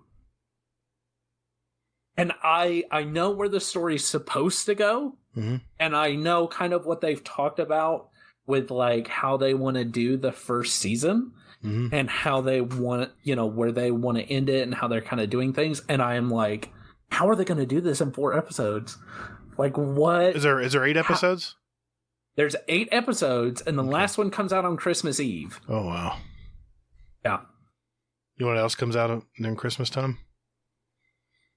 Matrix. Yeah. Oh, yeah. I saw the preview again tonight. I was like, can't wait. So good. I'm so excited to see that. Before we end with that, I just want to say, like, I'm so happy that we live in a time where a television show is such a high production media. Yes. Game of Thrones, the biggest thing Game of Thrones has given the world is showing that if you throw a shit ton of money at a television show, it's worth it. It's not a waste of money. You can put that high production value. Yeah. You can get these big name actors. You can have these huge scenes, huge CGI budgets, and it works. But the competition's so fierce now for audiences. I mean, 2-3 million people watching the show at one time. Yeah. Yes, that's my point. And Game of Thrones, if anything, raised the bar. Everyone has to meet that bar now if it's going to be considered a good show. So yeah. And I'm biased. But in my opinion, The Wheel of Time is better than Game of Thrones. Well, I mean, that's true. I mean, that's... I'm biased. I know where the story's going. I haven't read the book, so I'm a little unbiased. So right. We'll see. I think Game of Thrones... Well, and here's the thing that I think The Wheel of Time has a little bit of the edge on. Mm-hmm. It's an already completed series. That's true. The story, it's done. The story's done. Because we saw that in later seasons where it was like, what direction are we going? They used George R.R. Martin, but then kind of interpreted their own things. Yeah. Whereas this one is a completed story. Also, Rafe Judkins, man, the showrunner, he is so passionate about the Wheel of Time. He has fought to keep Brandon Sanderson and Harriet Jordan there because Robert Jordan's dead. So Harriet Jordan is his wife, and he has fought to keep them there as consultants for the show. And that's a big thing. I mean, a lot of studios are like, you're a wild card. We do not want the authors involved at all. Oh, yeah. Right. And he has fought to keep them in there. Everything that I've seen him do so far, it is done with passion and articulation. And I think if they keep him there, they've got magic. They've got lightning in the bottle. And I think because Jeff Bezos... I mean, like, I've read it multiple times. He wants a Game of Thrones. Yeah, absolutely. He wants his Game of Thrones. I think he's got it in this, and then they've also got the Lord of the Rings. Right. Yeah. I'm very excited to see show that's coming up, which I'm excited about as well. But the Wheel of Time, I mean, it's always held a special place in my heart. Yeah. It's finally here. Wait, we've been talking about it in the Discord for like the last year and a half. Yeah. I know. It's here, and I'm so excited. Okay, I'm sorry. I will stop talking about it. Don't ever be sorry for being passionate about something, dude. That's right. The only thing you should apologize for having shitty opinions about Dick Tracy. Anyway. There's your title. Shitty opinions about Dick Tracy? Jinx, you owe me another kiss on the lips. Anytime. All right. Hell yeah. All right, well, before we get out of here, which we need to get out of here because I have to go to work at 7 a.m. again. My season is here. Story time. My child singing it right now would be a thing that's happening, but the soundboard's not working? Soundboard's having issues. So story time is a thing we do on the show every week since the beginning of time of the show. Where we all get together and we tell a story in gaming. We get very nostalgic here on the show. It is a segment we really enjoy, especially with guests who get to tell great stories, you know? And Russell, do you happen to have something for us? I do, actually. Let's start you off here, brother. So I was actually playing God of War the other day, and this is more of like I love my wife. So I'm playing God of War, and she's kind of doing some stuff and then kind of watching it on and off, and because I usually play, and normally when she sits down and she's ready, like, she's not a huge gamer. She's played a couple of things. She got really into Shadow of Mordor because she's a big Lord of the Rings fan. And I was playing God of War, and she's kind of watching me play it, and she goes, if I start a new save, will it disrupt yours? I'm like, I don't think so. Not on this game. Because like Shadow of War, it did. Like you couldn't have two congruent games going at the same time. And so I was like, I don't think so. Why? And she goes, because I think I want to play this. And I was like, yes, you do want to play this because this is a freaking awesome game. I was like, I think that you'll like it if you play it. And so she was like, yeah, I think I want to play this. That was it. Oh, I mean, it wasn't like a, but it was like this is cool. I hope she does play it. That's cool. That was Assassin's Creed for my wife. It's the same thing. Where, really? They look at gaming, and then it was Assassin's Creed 2 when we first got married. I was playing it. Oh, sure. And she just happened to be watching it. And she's like, "This is like a whole story. Like this is a movie." I'm like, "Yeah, that's the kind of games I enjoy playing." Like she had no idea that those kind of games existed. She's like growing up. She watched Kenny play, and it was all JRPGs. Oh, sure. Or, first person shooters and stuff. So like to watch a whole like actual movie. So from then on, like if I was playing Assassin's Creed 2, like she'd pop popcorn, sit in the chair in the corner and just watch me play. Yeah. Same. It's such a cool moment when they go, that's a really cool thing. I want to experience that. Right. Yeah. It validates. It's like, you don't really need the validation, but it is kind of like it is nice. It's nice because you're like, hey, this is something. It gets me excited because it's like, oh, this is something we can bond over and talk about later. Like when she's sitting there watching The Wheel of Time with me and she's getting really into it. And now she's listening to the book on Audible. And I'm like, yes, this is amazing. Yeah. This is awesome. What do you got for us, Gatr? I don't have any stories. I have 2 stories. They're short. When my wife and I were first married, we didn't have a lot of money. We had just bought a house, and we put everything we had into the house, and we were house poor, you could say. And entertainment was, I don't think we could afford cable at the time.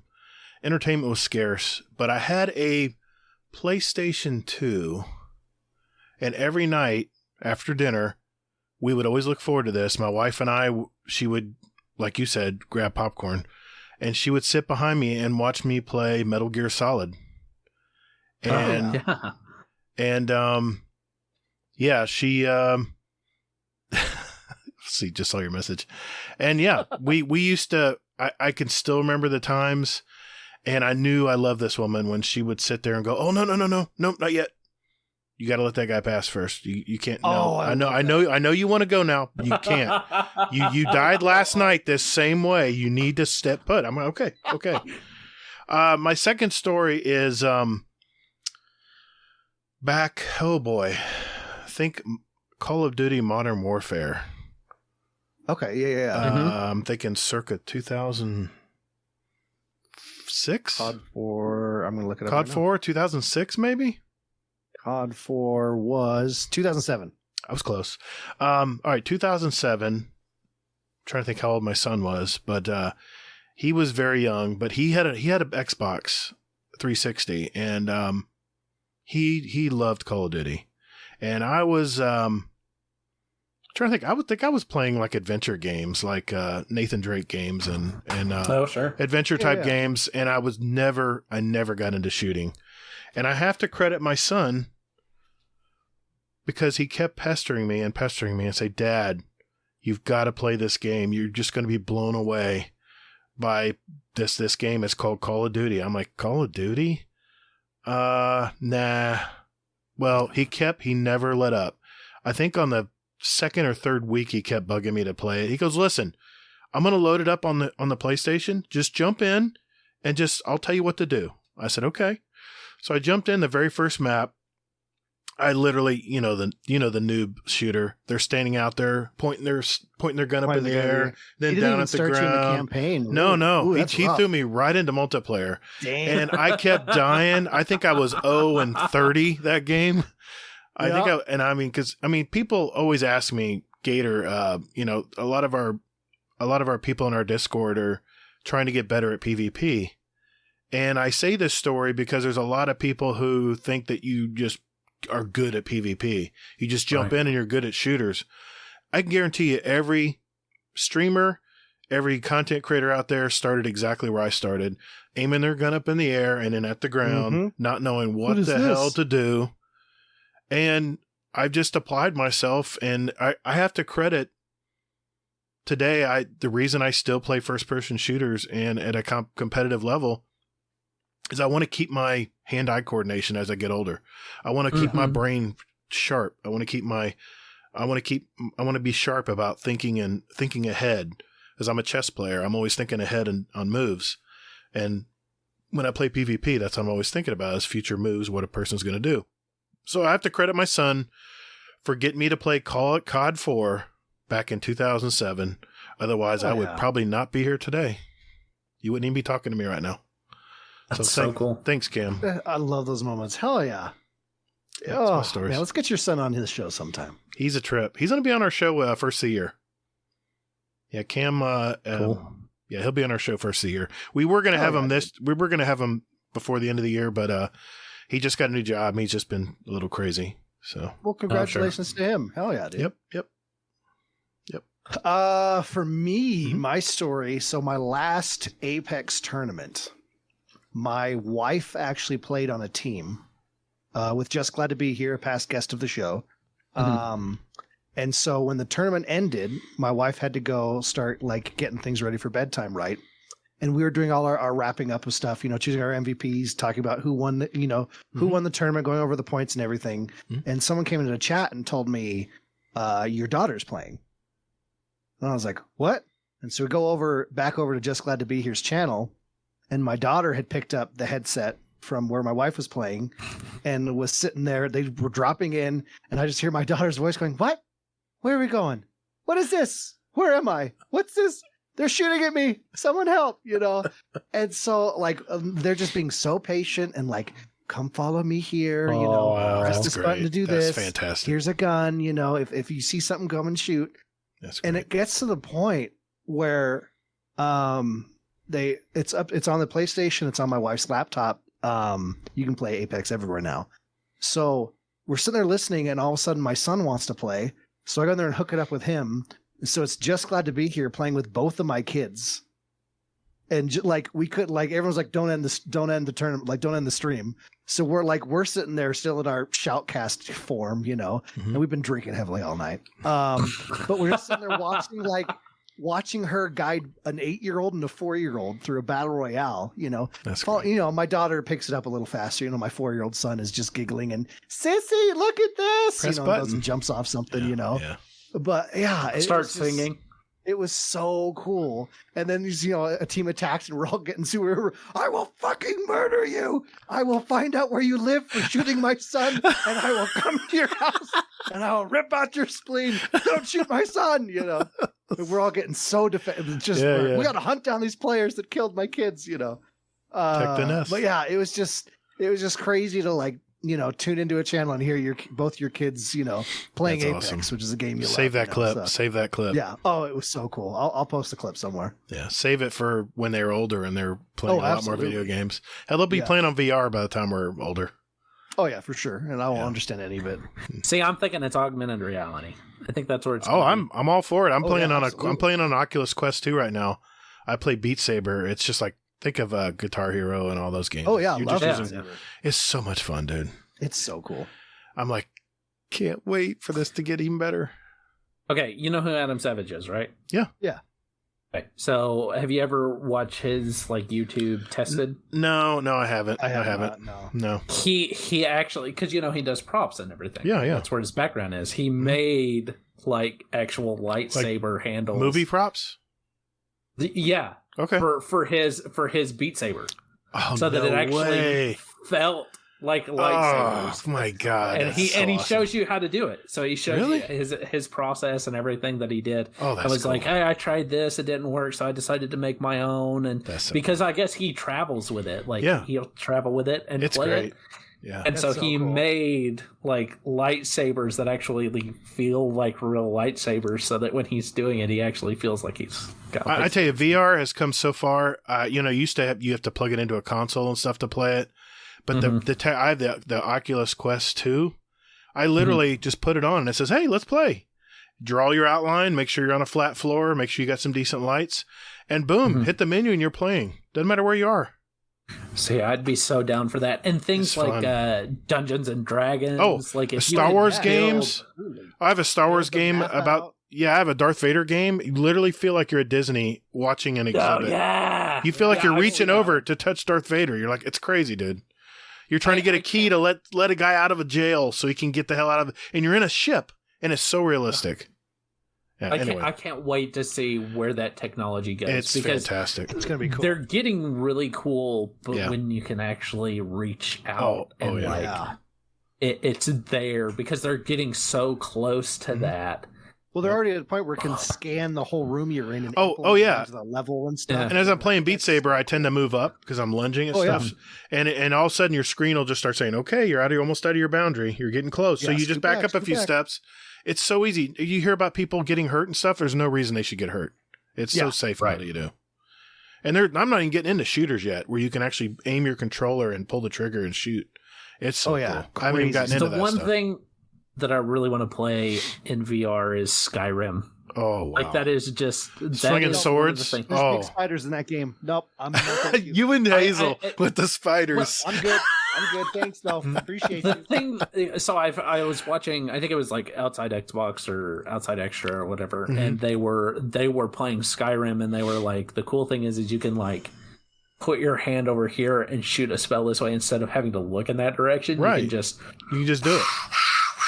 And that is the one thing I want VR so I can play that, and then Resident Evil 6, I think is what it is. Oh, I've seen people play it. It's no thanks. I'm good. See, I would be all for it because I'm like, terrify me. Terrify me. Crazy. I'm good. I want to wake my wife up because I'm screaming. I didn't want to play it when it was 2D. No thanks. Yeah. No. I hear that. Those monsters are scary, man. They come out of a hallway, just start running at you. Like, no, I'm out. I'm out. See, I make my wife so like when I have to convince her to watch a scary movie with me, and then I'm like, we have to watch it with the lights off, and we have to watch it in the dark, and she's like, the lightning storm. Yeah, she will not watch half of the movie. She will keep her eyes down, and she'll be like, "What happened? What just happened?" So I have to describe the movie to her. Exactly. I love it. All right, well, I'm going to put a hard stop here because I have to work in the morning and I also have to poop. It's only midnight. You're good. Not for me. 6 a.m. comes very fast. Yeah, it does. I'm sleeping in tomorrow.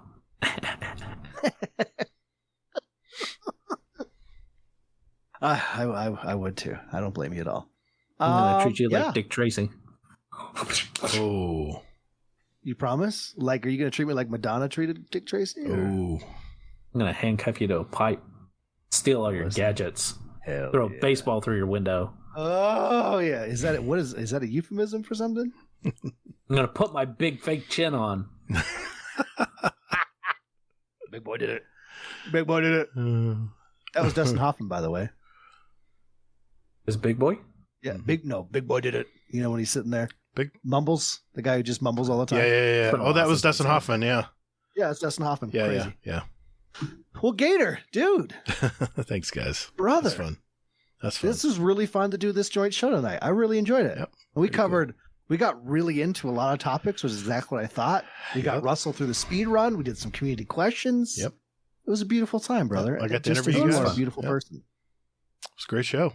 Thanks, guys, for thanks for agreeing to do this. This is the first time we've done this. I mean, we've had joint tripods before with our other fellow podcasters, but nothing at the same time. Like two different formats in the same. You and Hazel. Hell yeah! It was fun. Well, guys. give us all the plugs, brother. I'll be able to the plugs anytime. Thanks, I know there's Russell. usually a voice over thing that you guys recorded, but I had a couple of announcements in our Discord. Yeah. We started Scrim nights, and I say scrims, it's friendly competition. We do it on Monday nights at 10 p.m. Eastern. We meet up in a voice chat in our Discord, and there's a rule set. You know, certain guns you can use and can't use and stuff. But we've done it 3 weeks in a row now, and it's been fun. A lot of fun.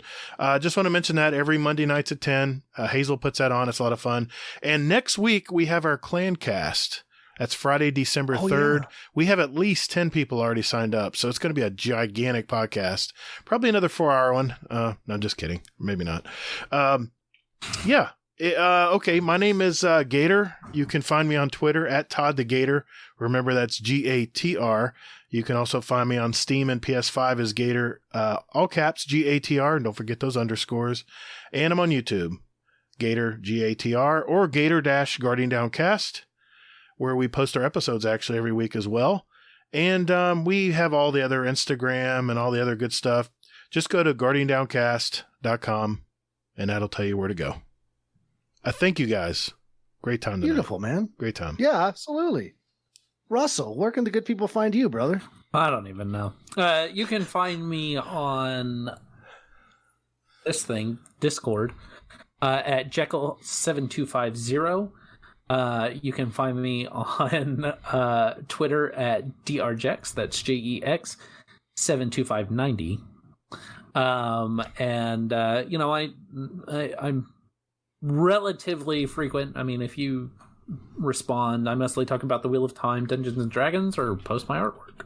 Yeah, that's really good artwork. Follow for artwork. The occasional. It is good though. They really I try to be more. You're a talented guy. Prevalent. Yeah. It's a lot of practice. It is not all talent. It is lots and lots of practice and lots of this. But it pays off, man. Seriously, your work is fantastic. You're beautiful. Thanks, man. I just want to snuggle up into that beer. You're more than welcome to anytime you want. Grab you by the chin, pull you down to me. Yeah, do it. Swipe your glasses off. Oh, yeah. Bend you over, ride you like a rodeo. Yeah, save a horse, brother. Ride a cowboy. Ride a cowboy. Well, then I'd need to ride somebody else. Oh. Or maybe save a horse, ride a rodeo clown?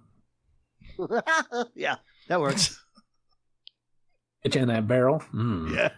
Yeah. Well, everyone, thank you for joining us for episode 111 of Just Some Guardians. When we do the show, we are live. Twitch.tv/Just Some Guardians. Friday nights at 11:30 p.m. Eastern time. Come on by, hang out. We had a lot of people in chat tonight. We got to put a lot of comments into the show from it. It was super fun to see everyone hang out and support this joint show from both communities. It was great.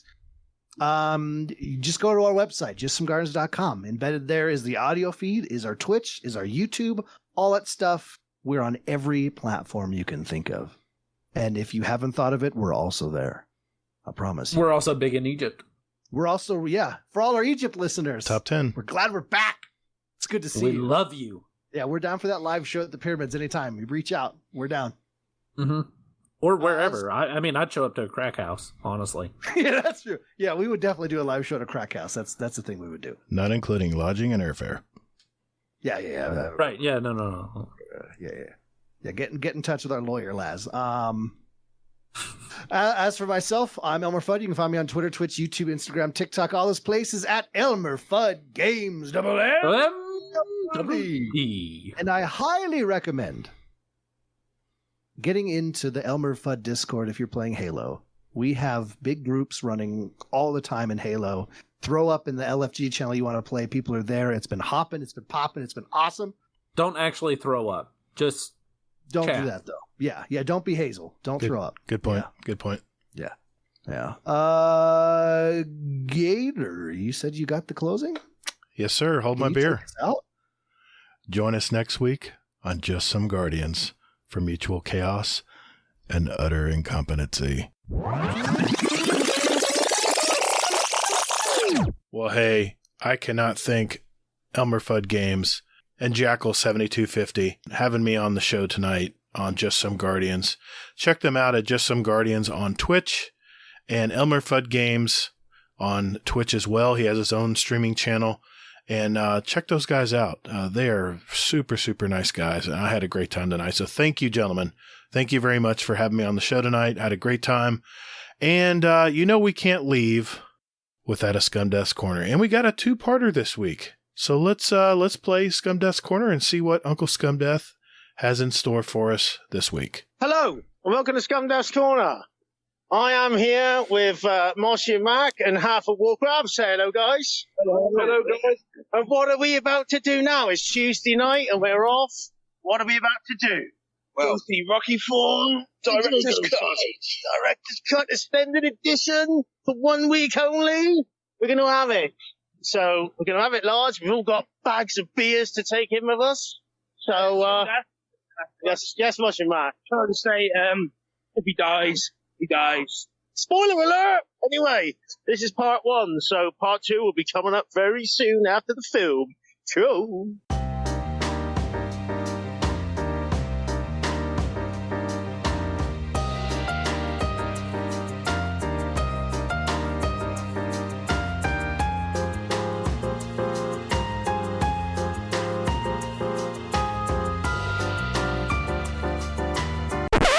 Hello, and welcome to Scumdeath's Corner, part 2. We've just come out of the extended version of Rocky IV. Thing is, it wasn't extended. They just took shit out and put older shit in. So, what did you think, Slayer Pod 666? I preferred that version of it. It was a fuller story. Yeah, a little bit more boxing. What did you think, Motion Mark? Yeah, I thought it was good, but there's no happy birthday, Polly. Yeah, the robot wasn't there. Oh, spoiler alert, sorry. Don't give any spoilers, Jeff. What do you think, Jeff? Quite glad that bit that he mentioned was taken out because I thought it was superfluous to the original storyline. I wanted to enjoy about it. No spoilers, though. I thought it was, like Rich said, a much more together story. Yeah, I do. What did you think, Mark? Class. Anyway, that is our review. No spoilers of Rocky IV, not extended.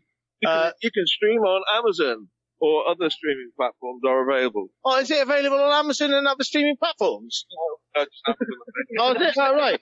Well, if any of you Yanks haven't seen it, so you can all get it on your Hulu or your HBO or whatever you get. And you could change. Everybody could change. Oh, we're all going to change anyway. Other than that, just listen to the soundtrack on Spotify. Actually, failing that, Moshi Mac, you can fuck off. We ain't listening to you.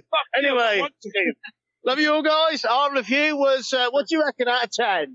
10. Out of the first film compared to the second one, do you prefer it? Yes. Yeah, more boxing. Apollo Creed gets chinned a hell of a lot more. Sorry, spoilers. Bye. Love you all. Oh, Mickey. Oh, yeah, no Mickey in it, was it?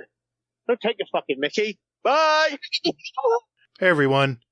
Continue to be safe out there, and more importantly, take care of one another. Guardians are measured by their ability to come back from defeat. So stand. Fight! Thank you all so very much for listening. And later, Guardian. Guardians out. Yeah, Guardians out. Right? Wrong show. That show's off the air now. Get toddled, motherfucker. That's better.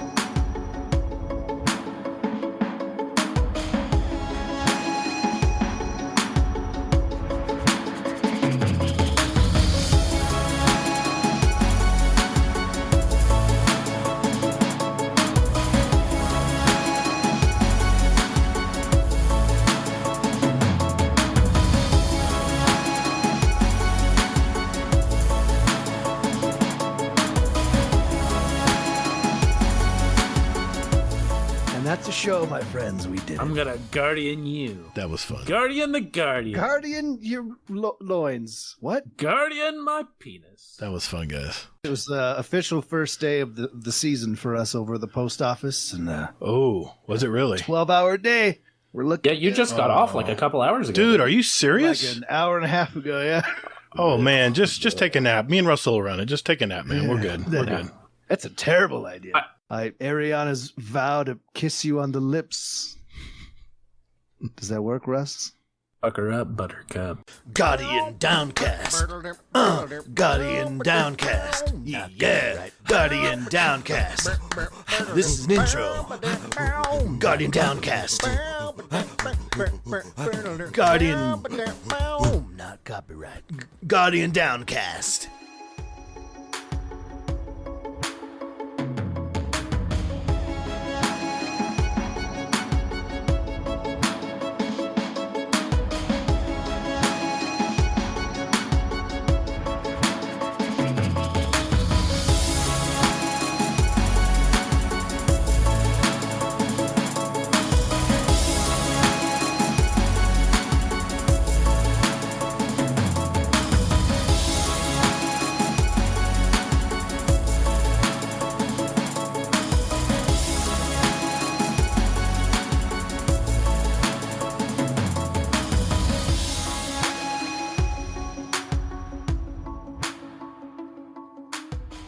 Hey, Gatr, Yes, sir. got a question for you. What's up? Are you Tanix? Because you can be in my house. Send me the plane fare, man. I'm ready. All right. Hey, Russ. I'd come out. If you were Oryx, would you take me? Ooh. Only with my sword. All right.